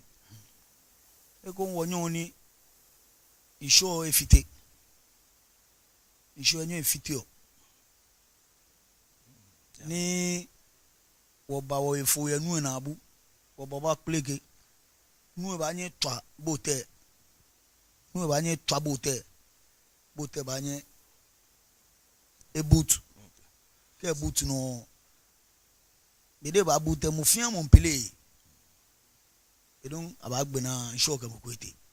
So in the other instances in which as they are coming towards the shore, high tides could also capsize the canoe, and then in that process, everyone tries to struggle to swim ashore, and some people unfortunately get drowned.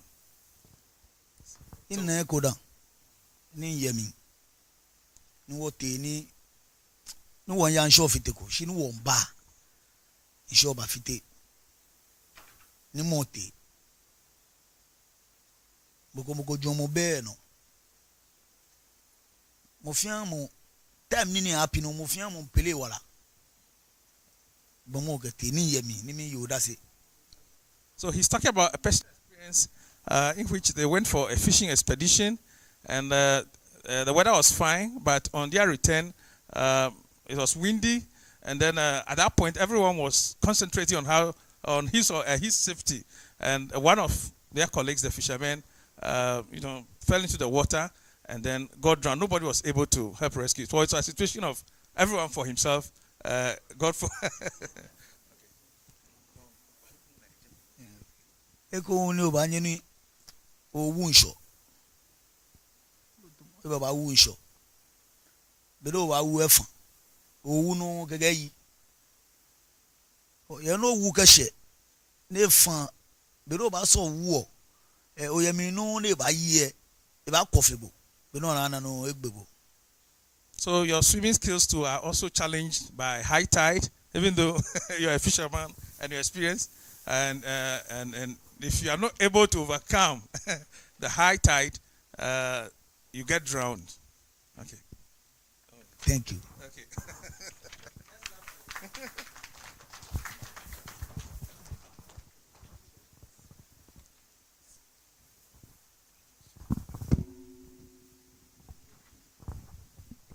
Please allow me again. I realize that you are concentrated on the ocean, the rivers, the dam, the lakes. But I think there is the new area emerging that is even more dangerous. You cited an example where a teacher also was drowned in a Galamsey area, and the question was whether he himself was doing the Galamsey or what was it.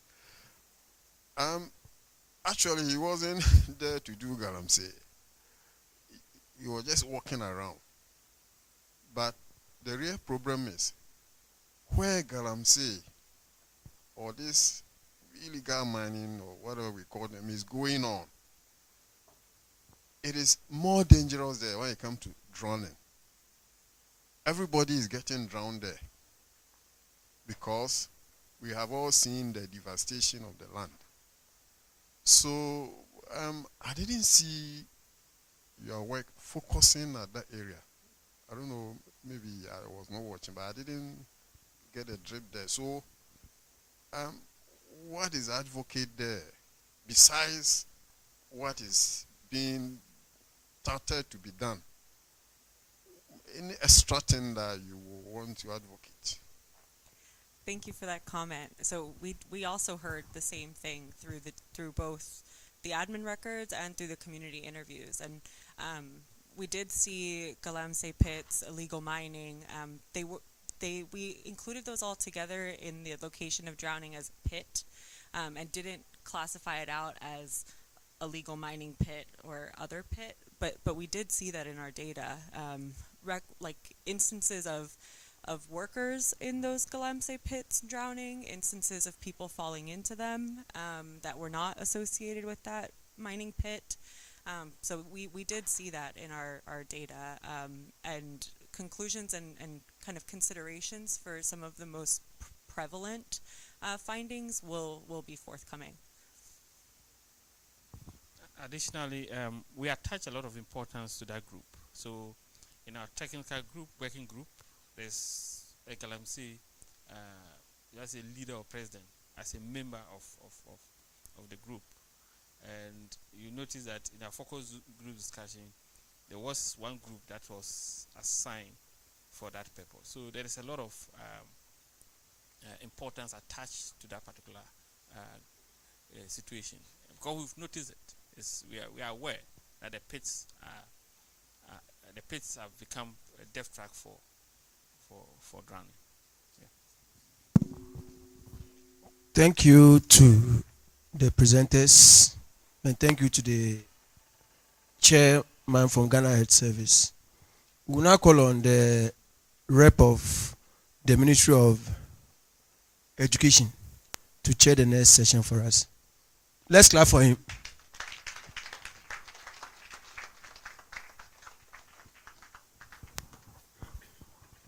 Thank you. We're moving to section 4, conclusions and recommendations. And our facilitators. All right, so our facilitator is Tessa Clements. Thank you.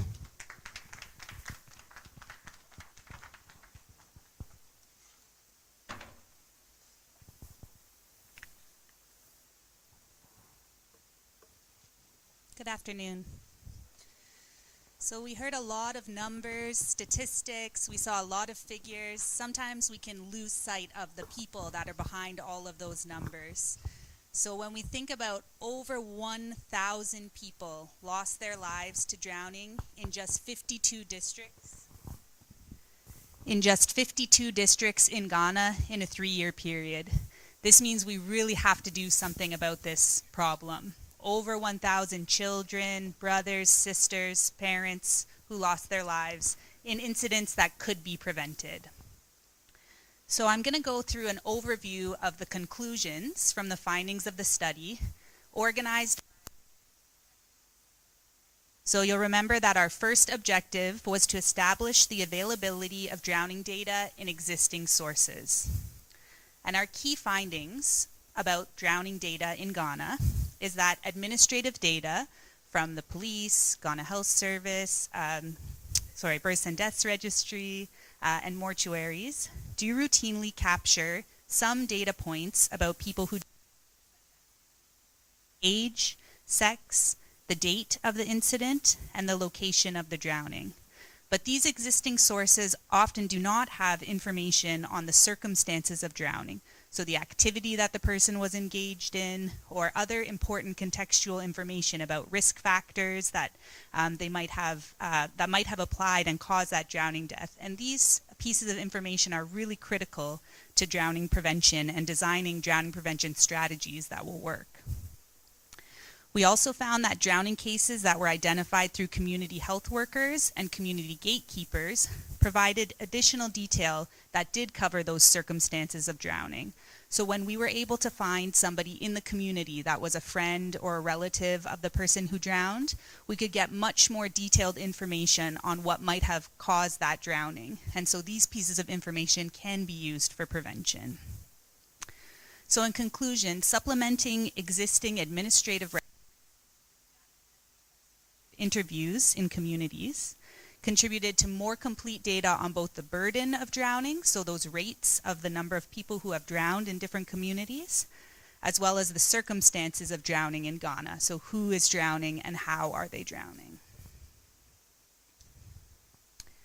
In terms of our second objective, which was to describe the burden of drowning in Ghana, we found that fatal drowning rates, so the number of people who drowned compared to the number of people that live in that community where they drowned, ranged widely across the study districts. So in some study districts, 0 people drowned during the study period, which is great. We don't want people to be drowning.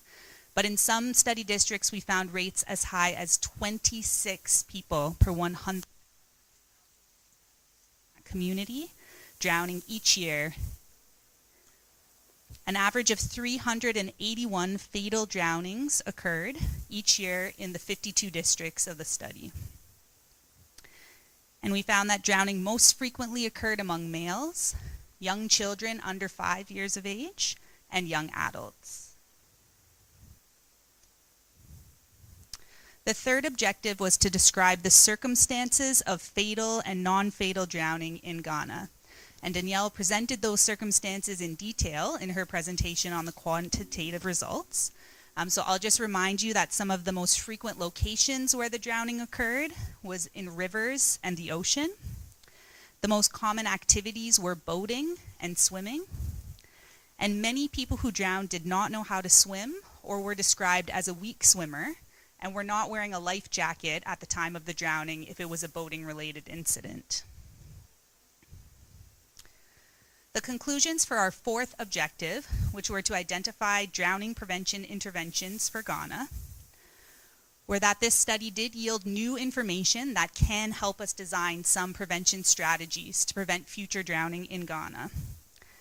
And one key prevention strategy that could kind of organize all of the efforts would be to have a water safety strategy. So all stakeholders, including those agencies who have contributed to the study as part of the technical advisory group or who provided data for the study from the records that are in their agencies, agency multi-sectoral effort to create a national water safety strategy and action plan. I'll now talk about some considerations for what type of things might strategy based on the quantitative and qualitative findings from the study. So first of all, swimming could be made much safer. We saw that many of the drownings occurred as a result. Most people were reported to be non-swimmers or have poor swimming skills. So this plan could include teaching all school-age children basic swimming and water safety skills. Ensuring lifeguards are present at public beaches and swimming pools. And we've heard throughout focus group meetings that a lot of swimming-related drowning occurs around the festive seasons at public beaches. And so having trained lifeguards at such venues could be helpful. Signage that draws attention to hazards at public water bodies, such as riptides and fast currents. There are also considerations associated with how water transport and boating could be made safer. So one consideration is to set and enforce safe boating regulations. Another is to improve detection and dissemination of information about the weather. So we've heard from the chief fisherman that bad weather is a cause of capsizing in boats that leads to drowning. So having better knowledge of that weather before setting out on the water could prevent some of those incidents. And supporting the availability and use of life jackets. As we said in the quantitative data, jacket had been worn at the time of the drowning. And in the qualitative focus group discussions, there were recommendations that life jackets boat users. We also identified considerations related to making communities safer in terms of access to water bodies. So we've heard a lot about bridges and the need to reinforce those so that there can be safe passage across water bodies in communities. Also modifying access to community water hazards such as wells and dams, as well as septic and water tanks, so that children can't fall into those various areas would be helpful. One way to do this is to install barriers between the water sources, so ensuring that children can't fall into things like gutters and ditches around walking paths. As well as reinforcing things like the covers on septic tanks and ensuring that those are in place even when the tank is not yet in use. Finally, there are some considerations that could improve record keeping on drowning in Ghana. And having improved records and data on drowning would enable the design, implementation, and evaluation of drowning prevention efforts. So once these prevention efforts are designed, you need to monitor whether they're working by seeing if drowning numbers are actually reducing. And so having really good records on drowning gives you the information you need to be able to do that. So one consideration is to encourage authorities that have records on drownings to include more detailed information in those records. So that detail about the circumstances of the deaths, the activity the person was participating in, any risk factors that might have contributed, and really including those in the records that they're currently keeping. As well as sensitizing the public on the importance of reporting all drowning cases to the authorities so that that drowning can in fact be recorded. I'd like to acknowledge KNUST and all the other local partners, including the members of the Technical Advisory Group. Also the Centers for Disease Control and Prevention, both in Ghana and in Atlanta, and CDC Foundation, and the funding support from Bloomberg Philanthropies. And of course, all of the data collectors who traversed every corner of the 52 districts to collect the data for this study. I'd now really welcome your comments on those recommendations and what you think would work best to prevent drowning in Ghana based on what you've heard so far today. Thank you.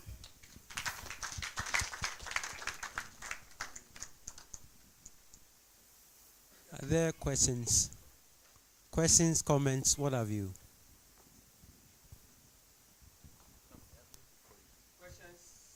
Questions, comments?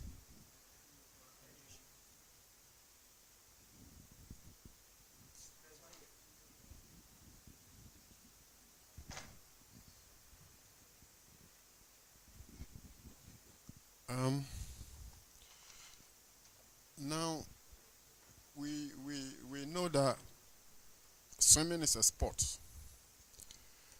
And looking at the danger associated with drowning, at least this work has brought to the fore the real danger. So I want to suggest, I saw some glimpses of what I'm about to say, but I want to suggest whether there could be a strong policy direction that will come out with a project for swimming, giving lessons on swimming, especially in the areas where susceptible for this drowning. Because the nation stands to gain, because swimming is a sport. And when we start teaching this, we can easily get into that sport also, well, saving lives and then raising our sports people in drowning, swimming. Yes. And there is also this thing I want to draw attention to. I didn't see it featuring here, but it is something that is emerging. So if we do what I'm suggesting, we'll be solving that. You may be aware that suicide, the young people are using drowning as method of suicide. That is the other aspect. It hasn't come to the fore yet, but I belong to the CID, so I know what I'm talking about. And so these are the dangers. So if we can actually come out with a project of teaching swimming in those areas, I think it's a better way of solving it, apart from other things.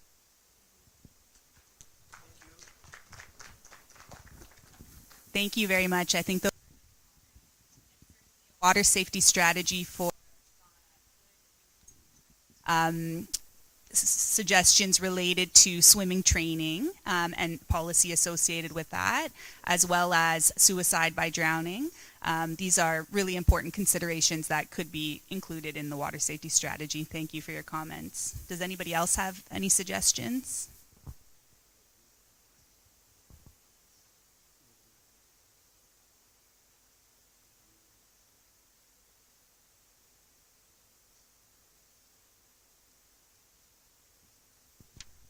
Any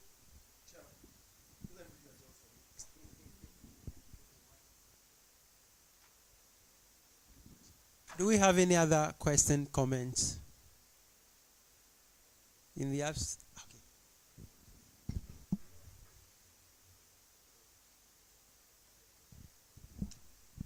Okay, so I think NADMO should be able to help us. And sometimes some of us wonder why they direct their resources to the purchase of food items.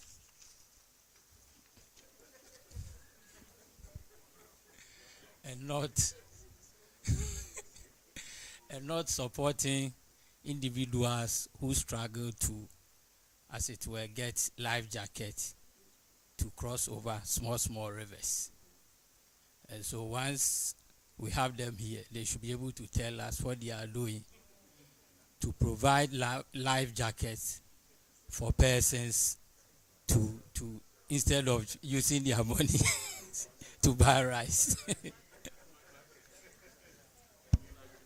Because I don't know how much life jackets cost. They should be able to tell us. How many people are they expecting to use life jacket? Let's say in a quarter, half yearly, or in an annual basis. I mean, they should be able to make such projections. Then we know how much it will cost us in getting those life jackets to save lives. Thank you. Would not want to respond?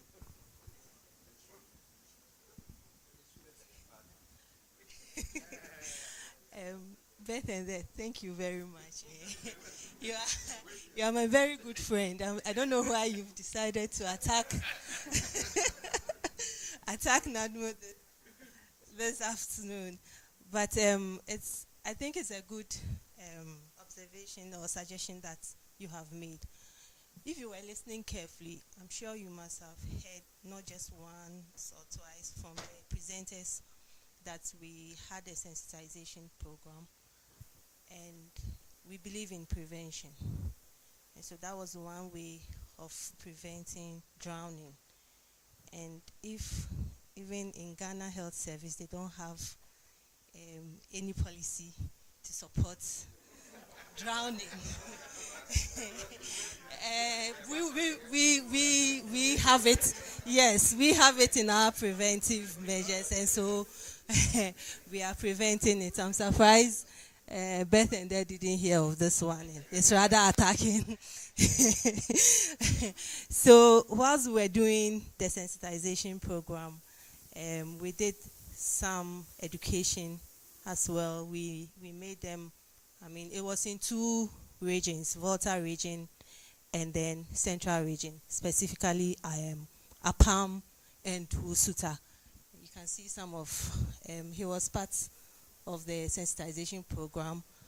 It was very collaborative with all other institutions involved, including Ghana Health Service. So they were there to also educate them on the resuscitation, because we had on-field, drama. We dramatized with the water. If anything of that sort should happen, what you should do, what you should not do, the do's and don'ts. And so we are working. It's just that it's only our distribution aspect that everybody in Ghana sees. If you haven't been here, I'm sure you wouldn't have known that NADMO is very much involved with drowning. Even Ghana Health Service is not that involved. So, so we are working. It's just that we impeded.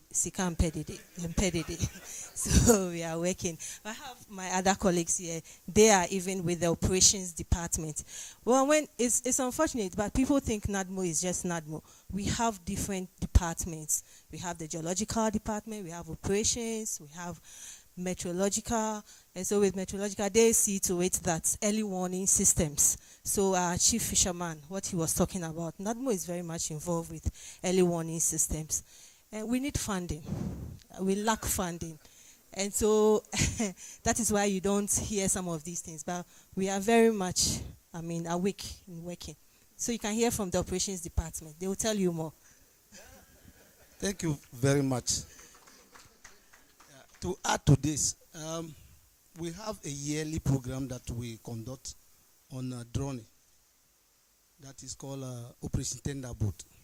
Every year we go around the areas where we think we have drowning activities that is rampant and we needed to stop. We go there, we support them with life jackets, although it is not enough, but it is something that help them a lot. And PAM, for instance, they will testify to that. Northern Ghana, the Bagre spillage and all those catchment areas, we support all of them. Other than that, we should have been having a number of deaths yearly more than whatever you have recorded. If it is not NADMO who is supporting and strengthening the people within those catchment areas. Because people can be in farms and from nowhere water gushing from somewhere and come and sweep all of them. If we don't have people who are pre-positioned in those areas, they will die. So we have several involvement in these drowning activities. Thank you very much. So I think NADMO is growing. Just like this data we are collecting, we are growing from it. We started it and we'll grow from that. Looking at when NADMO started and how far we have gone, if NADMO started sharing relief items, which is rice and other items, we are growing now to save life, which involves our departments such as Operations, Urban Search and Rescue, where we position ourselves, like my boss said, in the northern region, any other places that we think that these are the places we need to train the people. And we do sensitization exercises so that if you don't go close to the water, you don't get drowned. Okay? So I think that these are the exercises we carry up in other places. So apart from relief sharing, we are still doing exercises to make sure that people don't get closer to the river and they don't get drowned. Some years past, we have had this lifeguard that involved all the security agencies, the military, police, fire service, and the young coastal guys who can swim to a certain level. There was a training among us, and I believe that that training was about rescuing people and not getting them drowned. So we are growing. Thank you. So just to take the heat off NADMO a little bit, I would like to say again that drowning is a multi-sectoral issue, and all agencies have a role to play in a national water safety strategy. So it's very helpful from experience in other countries who have implemented a national water safety strategy to have one agency that's the lead of that strategy, but to have all the other agencies who have some stake in the drowning situation in Ghana or some way they can contribute to drowning prevention in Ghana to participate in that strategy. So for example, Ghana Health Service has community health workers who can do some public education on drowning at the same time that they're doing other public health activities. The births and deaths can record drowning cases and identify that. You know, so there's data strengthening that can happen across agencies. Education might be involved in swim skills training. So all of these stakeholder agencies that are here do have a role to play, or could have a role to play. You consider that in a water safety strategy. Yeah, I want to speak on behalf of NADMO, but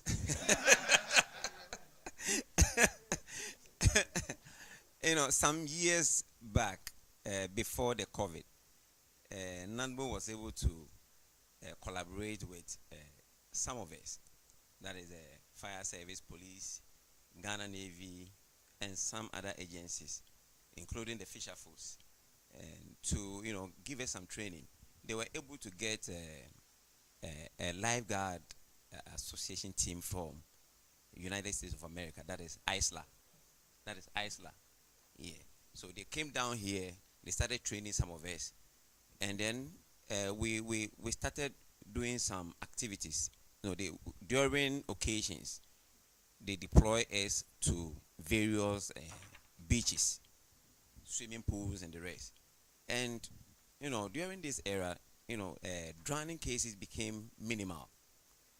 But after COVID, I don't know whether NADMO is going to also organize those people again so that they give us another training to, serve as preventive measures to bring down,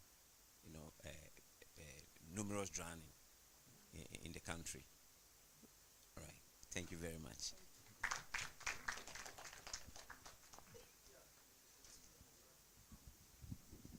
Are we done?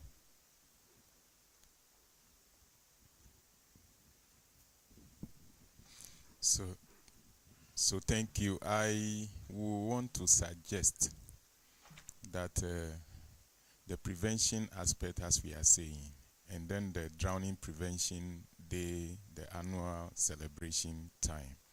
Since we are identifying the areas that, especially where school children always cross these rivers and go to school and back, I want to suggest if we can plan to procure some of these life jackets, so that during those days celebration of this prevention day, we donate to some of the boat owners, so that when crossing, the children can be in this one, not only to get the number of people who are involved in these drowning who die and who survive, but rather donating to the communities.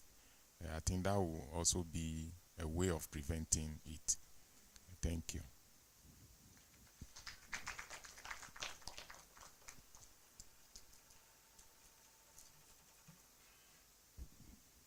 Any other comment?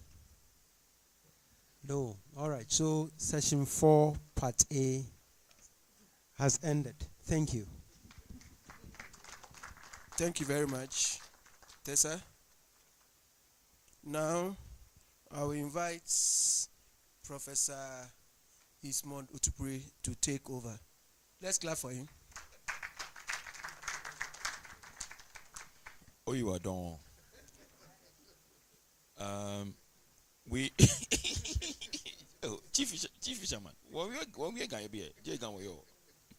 So, we're going to have a round of commentary from the various agencies that we've been working with in the technical advisory group, just to share a few words with us.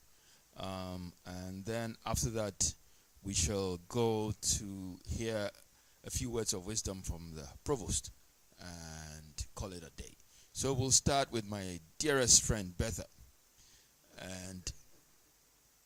and ask her to give us a few words. May I invite them to go and sit at the front there, please?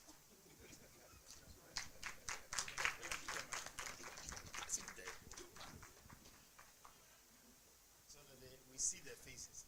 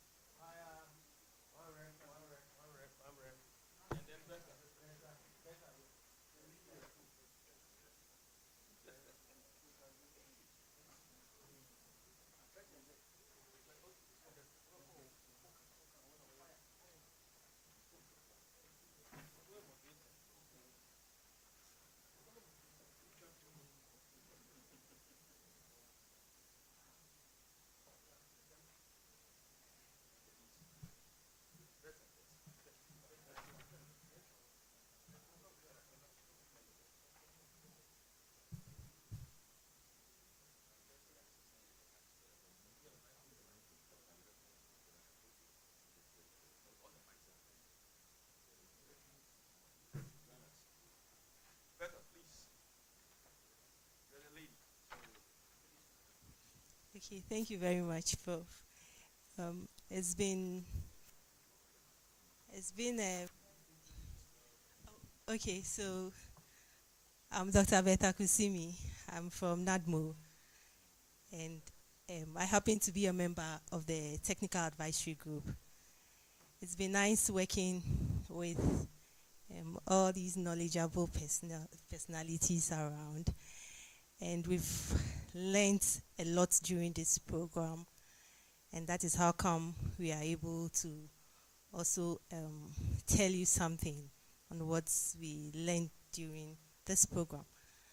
I think I personally led the sensitization program for the awareness creation on the World Prevention, the Drowning Prevention Day. And it was good to know that people were willing to be assisted. They wanted their children also to be involved, so that in the near future, I mean, they would not experience some of the bitter lessons that other families experience through drowning. And so are coming around and making them aware that we know their plight in their vicinities, and they are vulnerable to those hazards. They were quite excited. They pray to us that, I mean, we will come around yearly with such programs. And so it's been a very educative period being with Prof and his team.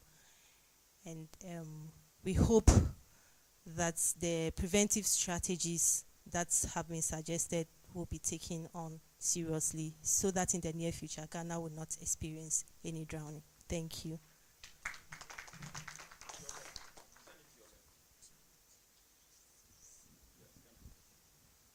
I'm from the Ministry of Education. Working with the research team has actually opened my eyes as an individual regarding drowning. Hitherto, this is something I wasn't even thinking about. I hear news about people drowning, but the seriousness with which it's happening in Ghana, I wasn't thinking about it at all as an individual. But having the opportunity to work with a team, my eyes have been opened. There were things discussed, there were things found, catch the research. What comes to mind immediately is the fact that as a ministry, we have one of our major agencies, Ghana Education Service, having schools in virtually all communities. And as the findings revealed, our learners, the children in our schools, primary schools, are the most affected. So when I get back to the ministry, I'm supposed to brief my chief director. And what is in my mind, first of all, is to point out that indeed there is a need for the ministry, Cdc Ghana Education Service, to have some training for our curriculum leads. These are more or less champions in each school that help in supporting teachers when they find weakness in teaching. So we can give them training. Already they've been trained, they've been assigned, they've been appointed as curriculum leads. They can train on all the water safety strategies we are talking about if it's implemented. And so they will serve as educators in each school, talking to our learners, talking to our pupils, talking to our children in schools regarding drowning. I believe they will help in empowering our children. That is the first thing that comes to mind. In addition to that, recently we heard Joy FM actually having some project regarding shameful schools, schools without tables. And immediately the ministry responded by providing tables. I have a feeling that if we trumpet this too, the ministry can have some financial support for communities that are around river bodies where the learners actually travel with boats, canoes to and fro school. I equally believe that as a ministry, Cdc Ghana Education Service, policies can be drawn to help in the either primary, secondary, or tertiary prevention of drowning. The journey has just started. We used not to think too deep into this, but once the facts have been revealed through research, this is the time to act. And because I'm part of the technical committee, I'm taking it upon myself to also avail myself to serve as an advocate when the need arises. I promise I'll brief my chief. I promise we'll get to the minister and something will be done about this. Thank you.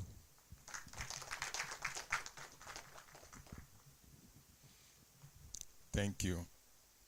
So I'm from the police. I'm Chief Superintendent William Sedoame. I'm Director Homicide from the CID headquarters. We are key players in this research because the chunk of the data is coming from the police, because we record these unnatural deaths or unusual occurrences in our environment all the time. So the data are coming from us. So for us, this research has opened the way more for us to refine our, just as the research finding has indicated, that they need further description of the circumstances leading to the drowning and the deaths. So that will be work on. And then we'll be involved also in the rescuing aspect. as I said yesterday, the Marine Police is very active now. So when the plan comes and the Marine is involved in the prevention, the education, and then the rescuing project, will also be there to assist this one. So for us, you can always count on us because we are there for you. Thank you very much.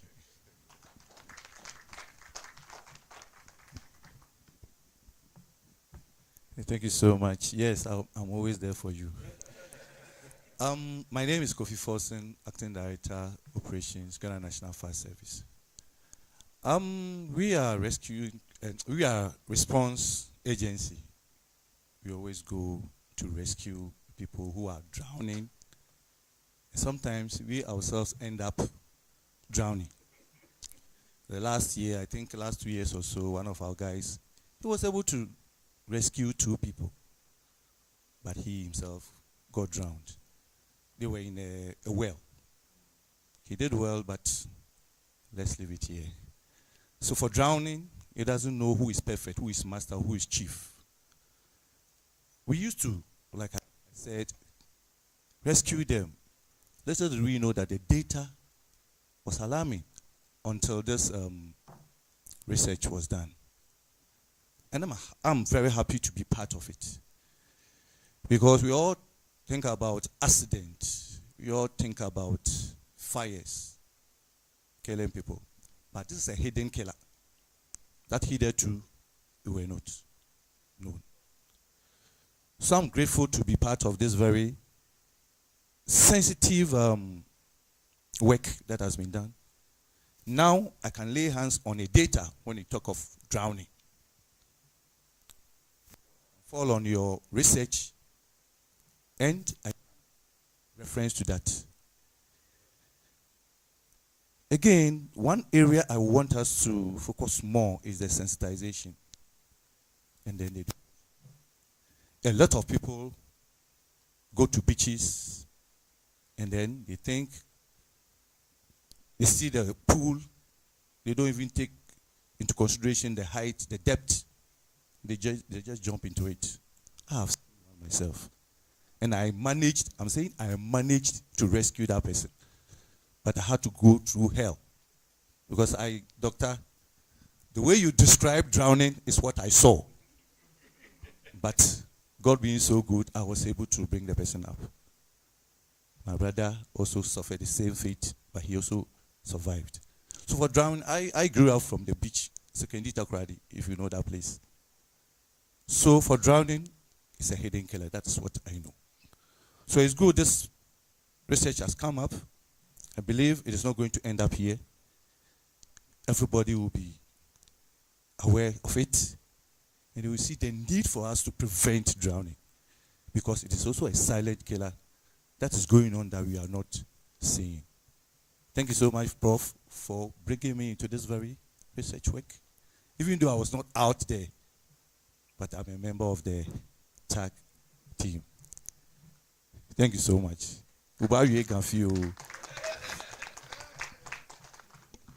Okay, so for us at the death registry, you know, we are responsible for registering births and deaths. In this particular research, it was focusing on death-related cases as a result of drowning.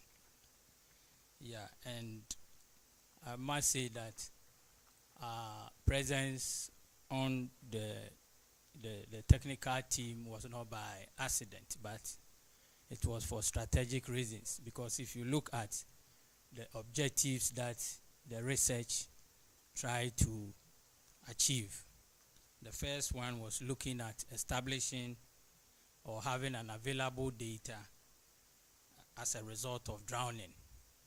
And if you are looking at existing data as a result of drowning, then you cannot go past the birth and death registry, because it is expected that most of these deaths have to be registered. and the cause assigned to those deaths established. And once those things are done, then it means we have some secondary data that we can lean on when we want to drive policy interventions. And so BDR has been very much participated well in this whole exercise. Yesterday when we had the debriefing exercise, I realized that the data that was being projected was telling some of us a lot of, telling us that we need to do a lot of things at our end to help register every event that occurs.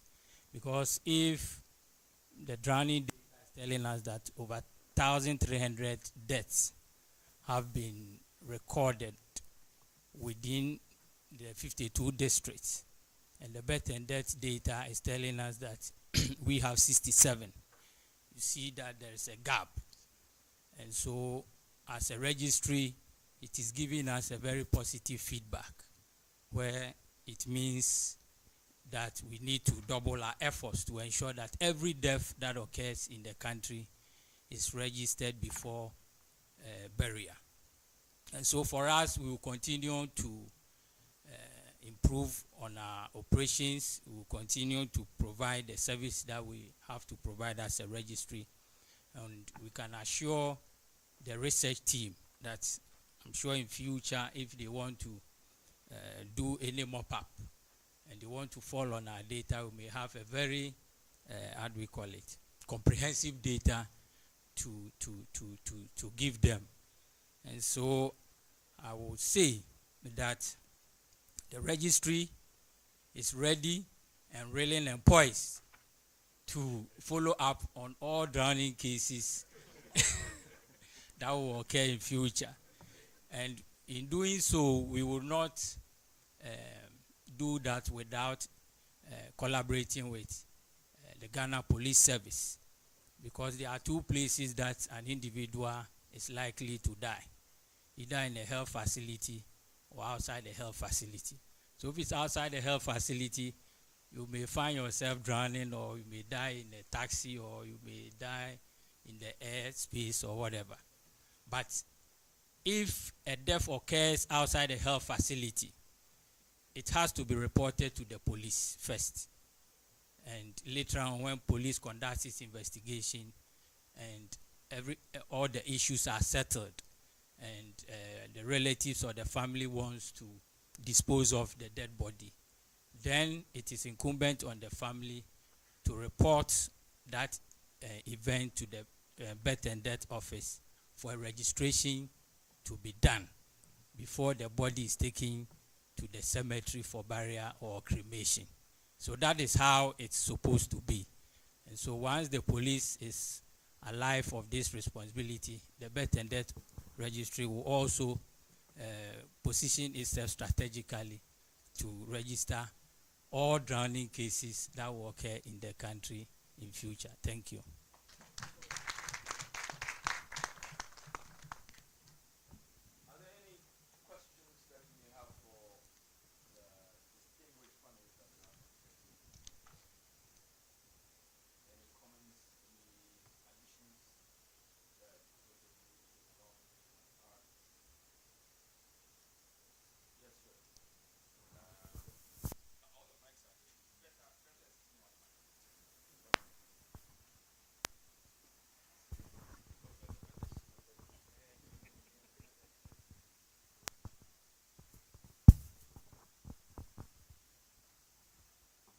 Yeah, during the observations made under the research, there were issues where we recorded people dying as a result of open pits. Open pits. This is to the CID. There's one thing we are now realizing in this country. We have pits covered, and you have some unscrupulous persons going to take over those pits and then go and sell. What are we doing to these people to make sure pits that are covered will remain covered to prevent these very incidents we are seeing?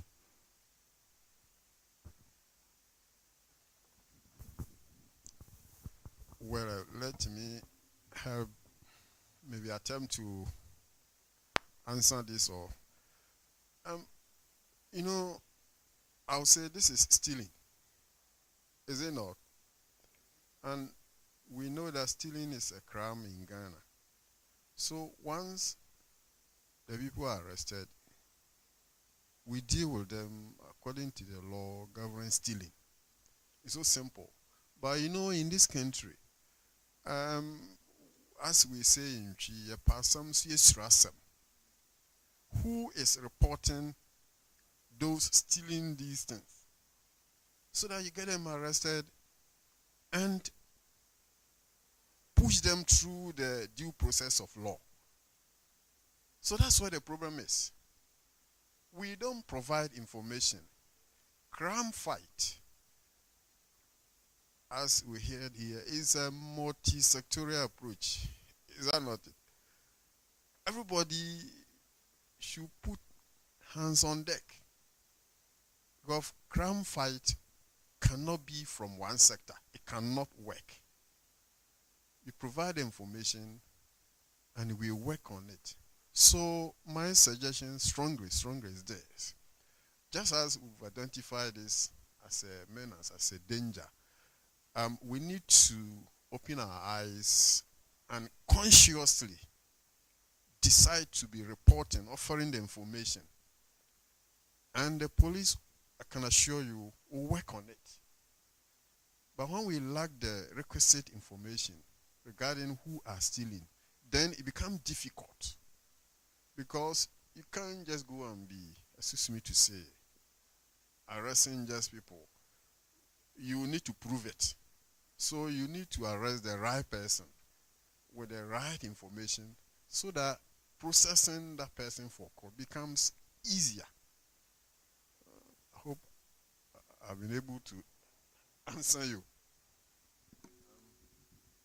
I want to add to what you know, what is motivating them is the metal. You know, they used to sell it as scraps. So now water company has developed plastic instead of metal. They are changing their metal covers to a plastic. And now ever since they started using the plastic, all the plastics are intact. They are there. Because they use it for their points where they have their valves. You know, many a times get stuck with water. And in fact, when I was in Tema, we had to drown. A small guy drowned there. He was playing. And then he got stuck there. So now, instead of using metals, where it is it's like when they see it now, then their eyes crack. They want to go and take it for the metal dealers. So now they have changed it to plastic. And it is now serving a good purpose. So I think if we can do that, I think it will help us. Because they don't like the plastic. They don't like it. But if you give them metal, 2 days later, you won't see it there. Thank you. And then let me also chip in here. Excuse me. And I'm on the DEV and BEV registry. You see, in this age of data and, if you like, digitization, data is so important. So now that we've identified the problem with your outfit, what do? I think we need to go on mass, if you like, education, so that registration we can do and do it well. You realize that people don't register deaf, especially. And that is causing the problem there. Otherwise, if you look at the gap, what the research is showing and the data from your outfit is really not the best. So my suggestion is that we need to do that kind of encouraging people and also making it a bit convenient, a bit flexible for people to be able to do this kind of registration. And let me point you here. Oh, friendly point.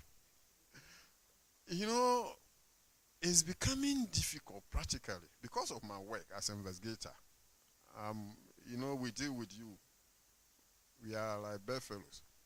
It's becoming difficult getting death certificates. And that is why people sometimes are not encouraged to register. Because you need a death certificate. It's an important document. And if you are finding it difficult to always get it, then why do you go? And so people throw their hands in the air after all. And so, but the fact is, that kind of data is very important. So all hands still should be on deck. Education about the importance of getting this register so that at least we can drive our policies and all programs that we want to do, just as we are doing here. So education, education, education, I think should be the drive. Thank you.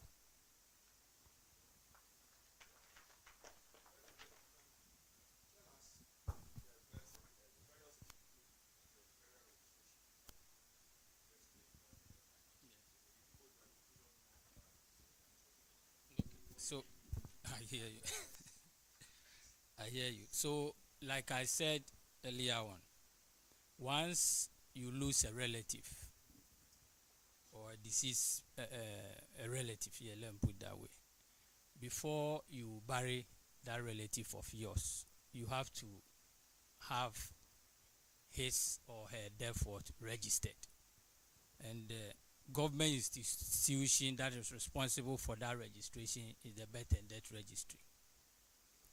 Now, we all know that identity is important, even for the living and the dead. That is why when you go to the mortuary and they want to keep the body in the morgue, they will demand of you the deceased person's name and some other characteristics. All because even if you are coming for the body and you miss those important variables, you may be carrying someone else's body, corpse or body. And so that is it. The difficulty that you spoke about, the law is saying that register before you bury. But a lot of Ghanaians will want to bury before they come and register. And if you bury before you want to apply for registration, you go through a very cumbersome process. But if you had done the registration before burial, it's very simple. And even it's free within a certain period. Yeah. So I think, like you rightly pointed out, we have to step up public education so that a lot more of Ghanaians will know that it is illegal to dispose of a deceased person without acquiring a death certificate or engaging in death registration. Now, before you can dispose of a deceased person, maybe in a cemetery or at a before, let's say, as a cemetery. You know, nowadays some people will want to cremate the body, the crematorium. Yeah. Whether you want to put the body in the soil or you want to cremate it, you have to register it. And when the death is registered, you are issued with a burial permit. So you tell us that, oh, I'm registering this body within this cemetery. Now, burial permits are issued when the deceased person has to be buried within the same district that the death occurred. If, for instance, someone passes on in, let's say, AMA, and the family has agreed that the person has to be buried in maybe Volta region, in transporting the body from AMA to voter region, you need what we call a death certificate. So the death certificate will accompany the body to voter region. Now, when you get to voter region and a decision has been taken that, oh, the body has to be buried in a particular district within voter region. So you look for the birth and death office within that district. Then the office will issue you what we call a burial permit. Because in any district or in all the districts, before a body is allowed to be buried in the cemetery, it has to be reported to the assistance, the environmental health officer. The assembly must be in the known. So once the assembly is in the known, the environmental health officers will give you something they call a graveyard permit. Graveyard permit. After getting the graveyard permit, you have to come to, even before the graveyard permit, you need a burial permit before going for the graveyard permit. That is the process. But a lot more people will want to jump the burial permit and go for the graveyard. And once you have, a lot of people think that when they have the graveyard permit, then it means that the death has been registered. But the procedure is that you need a burial permit before a graveyard. But when they go for the graveyard, they will even come to the birth and death and straight to the cemetery or the burial site. So these are some of the complexities and the within the registration system. And so as a registry, what we have to do going forward to educate the public. And now the birth and death registry is one of the decentralized departments within the assembly. And so there's going to be a lot more collaboration between our outfit and assembly setup. And once that collaboration is well established, that it will be difficult for families to dispose of their bodies without procuring the necessary permits. So I just want to emphasize that before you dispose of your deceased person, you have to get it registered. And you need a burial permit before a graveyard permit. Don't go for graveyard permit and straight away you move to the cemetery and dispose of the deceased person. Thank you.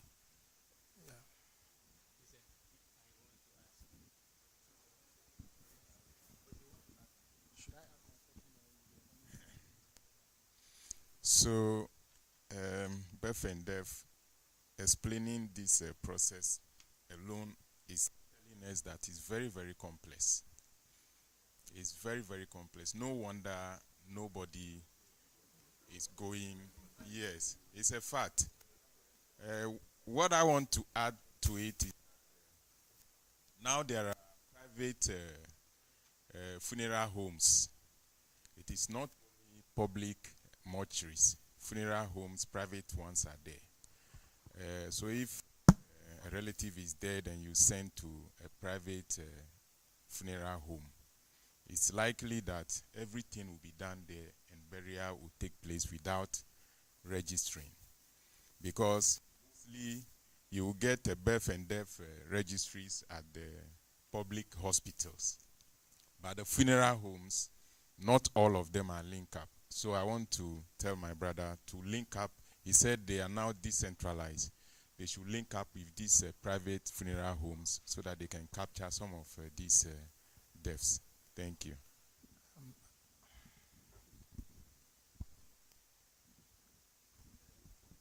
To add to what the Deputy Registrar of Birth and Death said, there have been a number of engagements the Birth and Death is having beyond sensitizing. What we realize is that sensitization and talking alone is not working.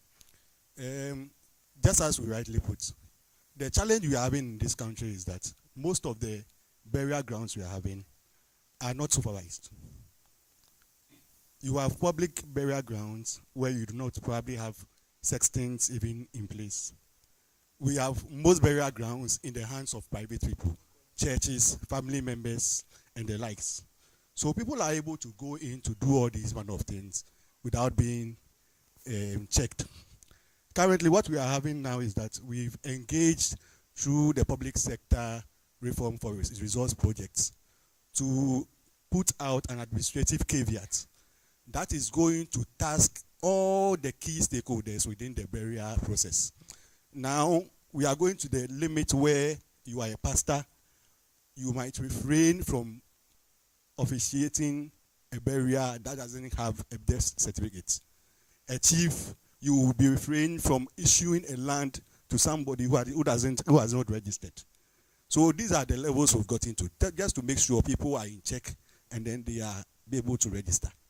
As my boss rightly said, registration within 40 days is free. You'll be issued a death certificate, free. What people normally are talking about is what we call the certified copy of entry in the death register. But the death certificate itself is free. So let's do well to encourage others to do the registration. Thank you. To add to it, you said you have a death certificate and then a burial certificate. Can't you, burial permit? Can't you, once you are issuing the death certificate, they issue the burial permit as well? Can't you do that? Just a question. So that this kind of going back and forth, it can be addressed. I think it's all because when you lose a relative in a particular district, it's likely that the relative may not be buried in the same district. You get it? So supposing you are from my area and it is your wish that when you pass this on, you have to be buried in your hometown. But you are currently residing in Accra and the death struck you here.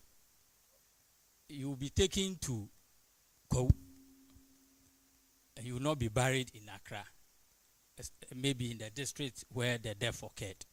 If your burial will take place in the district where your death occurred, then there will be no need to go for a death certificate. You will be given a burial permit.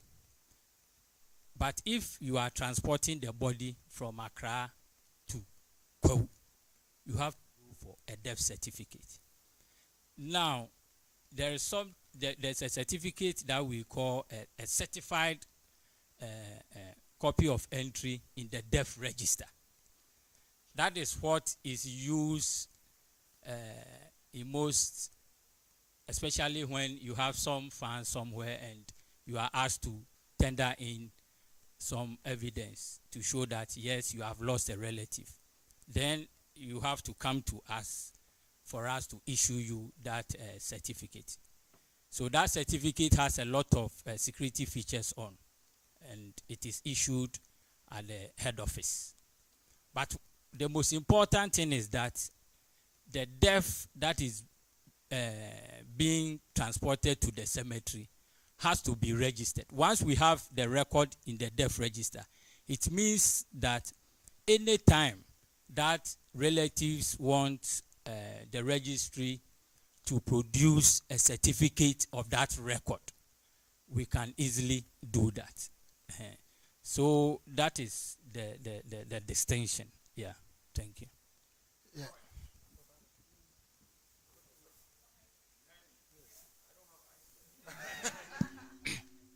I have a question for the BDR. Sorry for bombarding you with a lot of questions. But at what point are... This is the last question. At what point are your the causes of death not recorded in your registry? Because I'm privy to the records where a chunk of them, there are no causes of death. And I'd want to find out at what point don't you record the cause of death? Okay, so it is true that some of the registrations that you saw had no cause of death assigned to the deceased person. And if the deceased person died at home, it's always difficult for the relatives or the family to have a cause of death assigned, even though the law says that if the death occurs at home, you have to report to the police for the police to conduct an investigation to ascertain the true cause of death. And if the police is able to ascertain the true cause of death through the coroner inquest procedure, then if it is sent for the registration, the birth and death officer will have a cause to that death. But majority of Ghanaians who loses their relatives at home are sometimes unwilling to report the event to the police. Before you say, Jack, the body is at mortuary A or mortuary B, then the family will start preparing for the burial of that deceased person. And so that is some of the reasons why we don't have cause of death assigned to some of the records that you saw. But if the event happened in the health facility, then you are certain that a medical officer will ascertain what really caused the death of the deceased person. Thank you.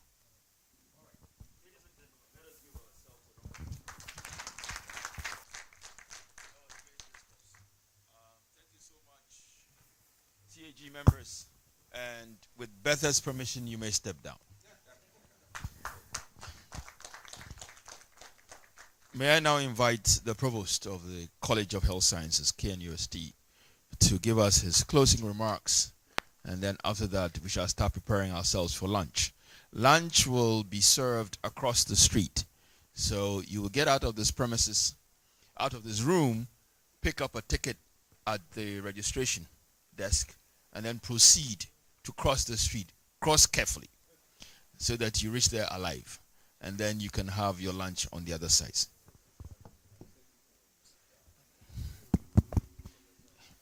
Thank you very much, Prof. Yes, I just want to draw our attention to the fact that we are talking about drowning, not birth and death registry. It seems otherwise we will forget that we are here because of drowning in Ghana. So, let me say this on behalf of the Vice Chancellor. We are so happy to collaborate with the industry in terms of conducting relevant research. I think with this data that we've been able to get, obviously the discussions taking place in this very hall, we shouldn't leave it here. I think we need to take it up. I don't want to bore you with what we have discussed so far in the presentations, but we had a presentation from the PI, that is the Professor Peter Donko, on the need for us to understand drowning in Ghana and the need for data gathering. And I believe with this presentation that we've had so far, we've been able to, or they've been able to do justice to that. But we need to work on them. The minister's rep really testified that there's no policy. And I believe with the discussion that we are having, we need to develop a national policy. But it's not only going to be just the Ministry of Health, because when it comes to drowning, we need all the various stakeholders. So I don't know whether you know the history behind the Road Safety Now Authority. It started like this. In terms of the fatalities, it was created as a commission. Now it's an authority. I think we need to take this up, and then we can get a policy, national policy, and then a body will be in charge just to coordinate whatever we are doing, all the various stakeholders' activities and rules. So and then the need for the minister's rep also indicated that in terms of research, they are trying to come out with a one-shop approach to getting ethical approval for research, which is very significant, I think. We also had an address from the head of the CDC in Accra, where the center is also very happy to be part of the research team, and then also the funding aspect. From what we've gathered, we had no data, and through their efforts, and then the effort from the Kenya University team, we've been able to get the data, and the numbers are staggering. 1,449 within 3 years. I think the media reps here, I think you need to project this so that the policy makers will be aware of because once in a while you hear children being drowned, and then within a week, as usual, week, 2 weeks, and then everything goes down. That is the end of it. So I think we need to appreciate that. And the fatality, almost about 80%. I think it's like when you are involved, you are likely to die. And then you have to go to the birth and death registry with all the various complexities. So I believe and one interesting thing is that almost 98% fatality associated with males. I was just sitting there and saying, oh, we are in trouble. So I think we need to wake up and do what is expected of us. Now, Tessa presented the conclusion and the recommendations. I think with this, we don't need to sit down, round table discussions and the rest. We need to take the report and work on them. I don't want to bore you with the various issues that she presented, but there's a need for us to work on the conclusions and recommendations. I believe that now we've been able to get the data that we can work with. All stakeholders should be involved. A national policy that is more of a national water safety policy or strategy, which should be coordinated by a body. Some of these things, if we leave it for the individual agencies, it will happen like what our brother is talking about, the NADMO, and NADMO is referring to another agency. So I think if we are able to do that, I think it's going to help us to prevent some of these deaths, and then even the stress associated with those who are able to survive. All the reps from the various agencies, you've committed yourself to this course, and we are very happy that we are not going to end everything here. And Prof, maybe part of your report, if we can have a steering committee linking up with the policy makers, I think that is going to help, so that we can push the agenda forward. With this, we appreciate the collaboration that we are having with CDC, the various agencies, and then our hardworking researchers. We believe that if you're able to collaborate with research institutions like the universities, most of our problems will be solved. Thank you very much. Thank you very much. Let me, on behalf of the whole team, express our sincerest appreciation to the provost. The provost is younger than me, but he's my boss. We also attended the same secondary school, very famous secondary school in Ghana, and I was years ahead of him, but every time I see him, I call him senior. And he also calls me senior.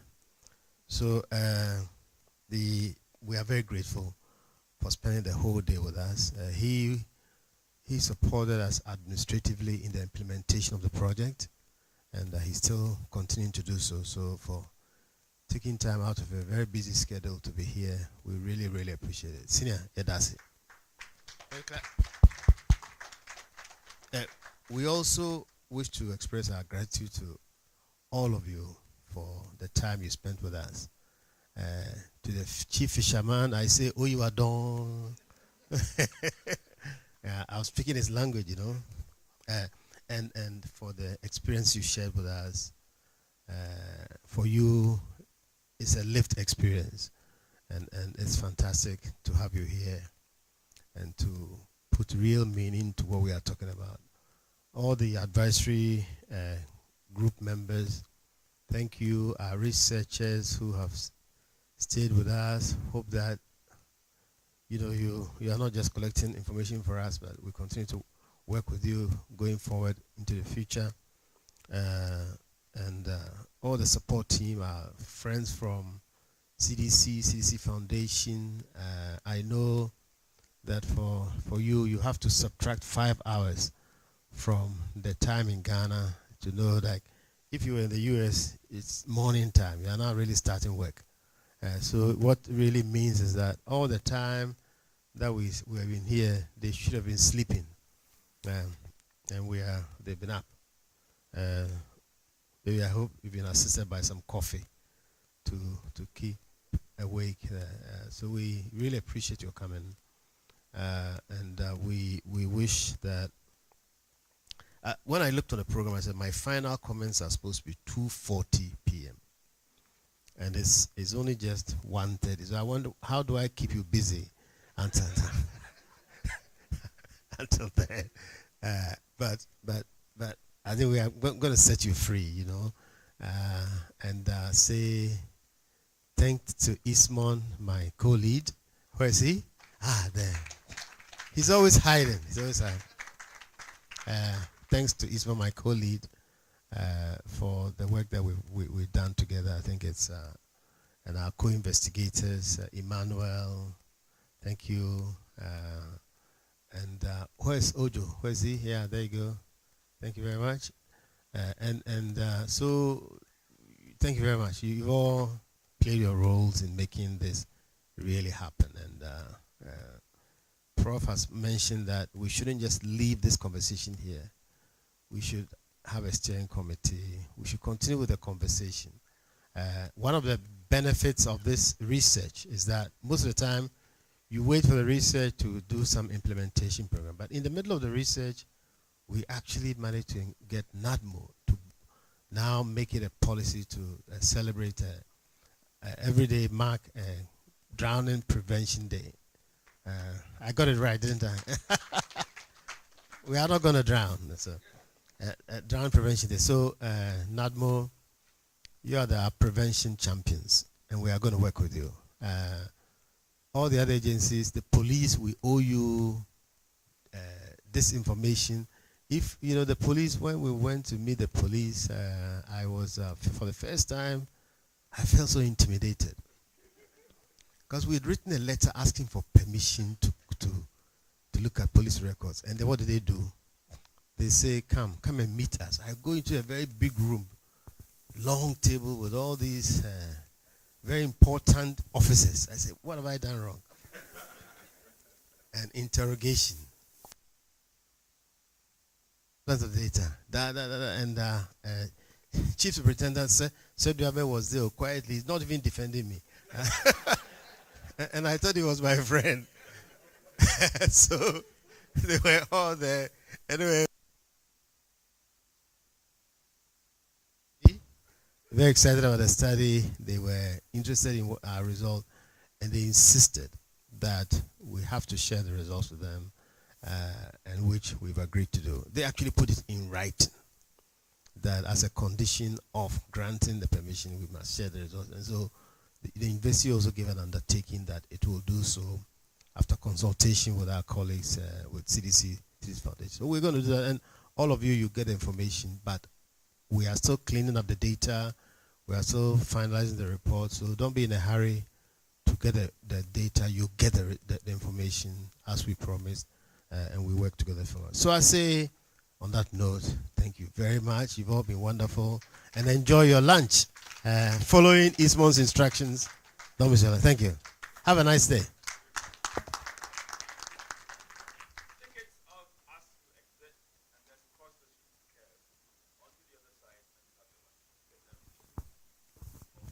Please, a lost but found space case. If it's yours, please